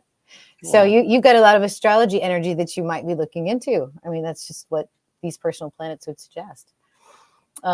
Jupiter is over your sun right now, over your Saturn. So there's a huge expansion in your work, in the faith of what you do. So that's nice. That stays there for a little while. Jupiter will be there for several months. Awesome. So big expansion. And then did Jupiter trine Jupiter almost. That's a really good flow. So the Jupiter and the natal Jupiter have a very good aspect also. So, yeah, I mean, I think you just need to keep doing what you're doing, because you are definitely getting the attention of a lot of people that are, kind of wondering the same things you are. Well, yeah, I mean, we've been bullshitted for so long. We literally have to take over the reins of our own reality. I mean, it's gotten toxic. Even the truther community, absolutely toxic. It's crazy.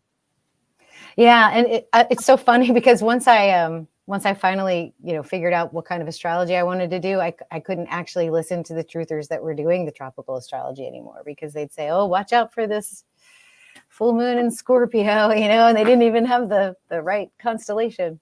Yeah, I had an another reason why I got turned off early on was back when I had like 20,000 subscribers, and I was still working Paradise Rock Gardens, my company. I was still building flagstone patios and driveways and walkways and stuff. So I'm working full time, sometimes 6 days a week. I'm doing videos in the evenings, and all I'm doing is just trying to put my information out there. I'm not monetized. I'm not doing anything. And I had this lady on YouTube who was an astrologer who just kept attacking me. I'm like, man, where you come from? Who are you? Just kept attacking me and just kept doing it. And she's disappeared now. A lot of those videos are gone, but she used to vehemently attack me and do these charts showing that don't even worry about him. 6 months from now, he won't even be around. And she was showing the patterns, and I listened to a couple of her videos. It's like, wow, she's either making all this up, or I have a really terrible future in the next 6 months. Nothing ever happened. She disappeared. But I just got a real bad I got a bad deal about astrology from that. So I wonder what this Phoenix phenomenon is. I mean, I've heard you describe it as it being at perihelion 23 degrees on its approach to Earth from the northern. Well, that's in the right, but then there's this energy of Saturn and the moon and this pattern break, this pulse that comes to us. Well, I mean, I'm going to let you answer that, because I've documented that as the Phoenix phenomenon is actually bathing our world in whatever energies it is, there's a participation in the stellosphere. And that participation is, the common denominator is every 138 years, a red star that is unknown to astronomy appears in the sky. It gets bigger and bigger, and then it begins to flash and pulse. It never gets closer, but it becomes one of the largest stars in the sky. And then all the variable stars These are a very, very unique class of luminaries. The variable stars, these are the only stars in the skies that change their magnitudes, and they're all red shifted. They're all red. So they're they all begin to blink, and this is where I came up with my theory that maybe the sky is holographic, and the only thing real luminaries are actually projectors, and are bathing our world with energy. Imagine 10,000 little stars in the sky that were all red, variable stars, all documented as variable stars in the astronomy books, and yet they all behave erratically every 138 years when red dust, red mud, red rains literally fall from the sky and bathe our world during volcanism, earthquakes, and mass disappearances of the human family. So when all this is happening, it's been documented so many times now. It's like, wow, how could the sky, could the variable stars be little projectors, and yet all the other luminaries are holographic, but not the projectors? So I don't know. Are they disguised among the sky because they act differently? They're not like other stars. Even astronomers admit that's why they call them variable stars. It's very unusual, because stars are supposed to be basically stable over hundreds of thousands and millions of years. So a variable star means that it's emitting a tremendous amount of energy and then stopping, and then doing it again, then stopping. But the blinks are so fast, it totally defies the uniformitarian model. So they're an anomaly. They change their magnitudes. It used to be believed in astronomy that the changing of magnitudes was because of star detritus, comet debris, space dust. But it's only the same stars doing it, so they had to shelve that theory. They had to shelve that because variable stars can be located, and they never change. Once it's a variable star, it's always a variable star. And the other stars around it are not. They're just regular luminaries, and their magnitudes do not change. So, yeah. You understand magnitude, first magnitude, second magnitude, third magnitude. Yeah, how I bright don't they know are. if that has any bearing in astrology, but in astronomy, stars are given a rating of magnitude, and variable stars do not play ball. So they just change. Yeah, they change. They change their magnitudes.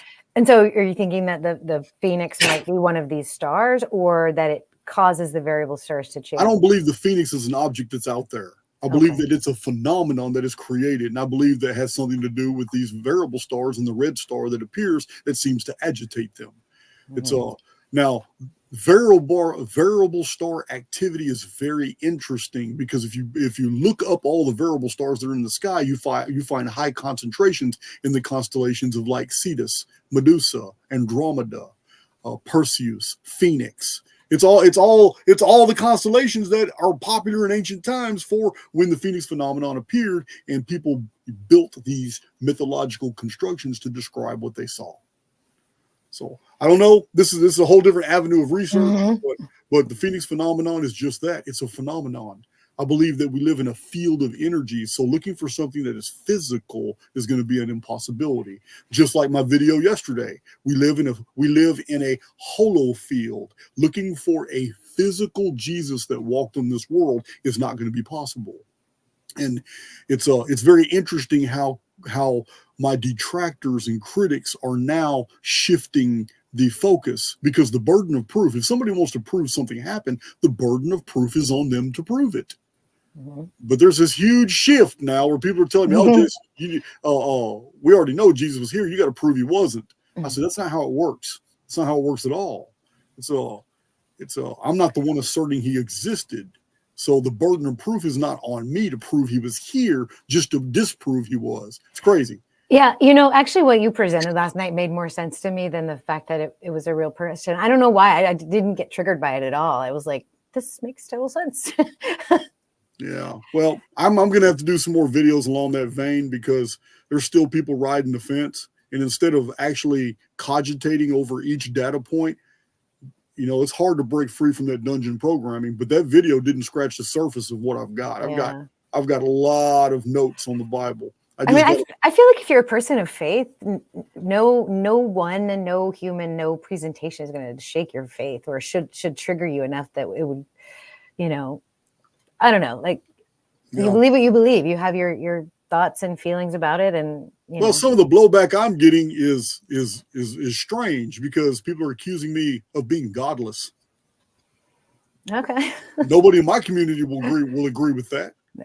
Yeah, just because I don't believe Jesus was here does not mean I'm anti-God. I don't even know where that leap came from. It's crazy. This was a really good presentation. You kind of educated me on some stuff. Good. I'm glad I enjoyed it. But I'm gonna have to get copies of those charts. I got that. Yeah, that's really interesting. I'd appreciate if you PDF them or just put them in an email and send them to me. I'd like to look at those. Sure. That's amazing stuff. I would like to actually do the variable. I would like to see the variable and find out mathematically what the mean thread is going through all of them. I think we might be surprised. Yeah. I would love to have you on either my channel or teach a course with me about the history of astrology. Like, go deep, you know. We could do that sometime. Yeah. We could do this sometime. You know, I have Big John's already scheduled like 40 podcasts. My itinerary is getting better. I need to answer this too. Somebody mentioned Ralph Ellis in the chat while you were talking. I didn't want to interrupt. And for that person that mentioned Ralph Ellis and I are scheduled for a podcast. I want to hear about the King of Edessa. He's got some. I own 2 of his books in my library. And we're going to talk about Jesus, but we're going to talk about a totally different Jesus that's in the Gospels. So that's on the table, guys. So, we can schedule something on your channel. It's going to have to be a little bit further in the future. John's got me really booked right now, but I'm on board with that. But is there anything you'd like to close with and inform my community of? I know I've got your links in my description box for everybody. Yeah, go ahead and check out those links. My I have a course website if you want to learn about Ophiuchus. On learn.drdani.com. I also have a free Jupiter class and a free basic course. So if you just want to get your feet wet and just learn how I teach, that's there to see that. And then of course all my content on YouTube is free. I come on about once or twice a week. I'm trying to do a live once a week. I've been inspired by Jason's work ethic, and how you entertain people as well as inform them. And so I'm trying to get into that groove. Are you saying that I have become a model of study? Yes. You've inspired me to be more assertive about it. And okay. I'm going to tell you, Dani, that it's interesting you mentioned that because to get where I am today, I broke all the rules. There are numerous YouTube videos that tell you how to blow up your channel, tell you how to get more subs, tell you how to do this, how to do that, what long form content's no good, tell you how to do shorts, when to release your videos. I shelved every bit of that and I just did my thing. I did. If a video needed to be 4.5 hours, that's how long it was. If it needed to be 8 minutes, that's how long it was. I did not conform to any rules. I didn't go into my settings. I never even put a single tag in my video till a month ago. Yeah. And that's only because I'm now being educated by professionals on online stuff. I've never had access to that. I've never cared, but I'm now starting to listen to them because I'm getting more and more popular and I'm reaching a wider demographic. So in the last month, I've been educated on all kinds of little tweaks I can do in my studio settings that I didn't even know existed because I've never even gone into my studio settings. I've never cared about SEO, search engine optimization. I've never cared about using these companies to buy a bunch of subs. I don't need a bunch of people in Pakistan or India just sitting there clicking onto my videos, but there's no engagement in the chat. I don't need all that. I wanted to grow organically. I broke all the rules and look where I'm at today. A 4-year-old YouTube channel, look where I'm at today. So the reason I'm telling you this it's great. is it's it empowered works. people. It's when you do what you want to do, it works. Mm-hmm. Yeah. And my videos are basically just a spiritual lesson with what's going on in the sky. And then I also do readings. I'm a little bit selective about that because that takes a lot of work. And I do also have other things, but I do enjoy readings a lot. So all those links are below if you're interested in engaging with me. This has been a lot of fun for me. I've been watching you and I've been having this conversation with you, even though you didn't know it. And I'm just glad I was able to get it out there and show you what we're working with astrology. Awesome. So Awesome. thank you so much, Archaix community, for having me, and the moderators too. I appreciate all of you so much. Excellent. That was a great show. I'm not letting you get away. I want those charts. Okay. All right, we say goodbye to Dani. I'm gonna hit this outro, and I'm gonna go get me something to eat, guys, because it's that time.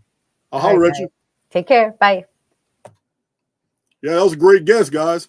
Awesome. But I'm not gonna hang around with you. I might love you guys, but I also need to go. I have no idea where these videos. I need my mouse. I definitely need my mouse because I cannot find where I need to be right now on my. Okay. All right, guys. Love you. It's a great show.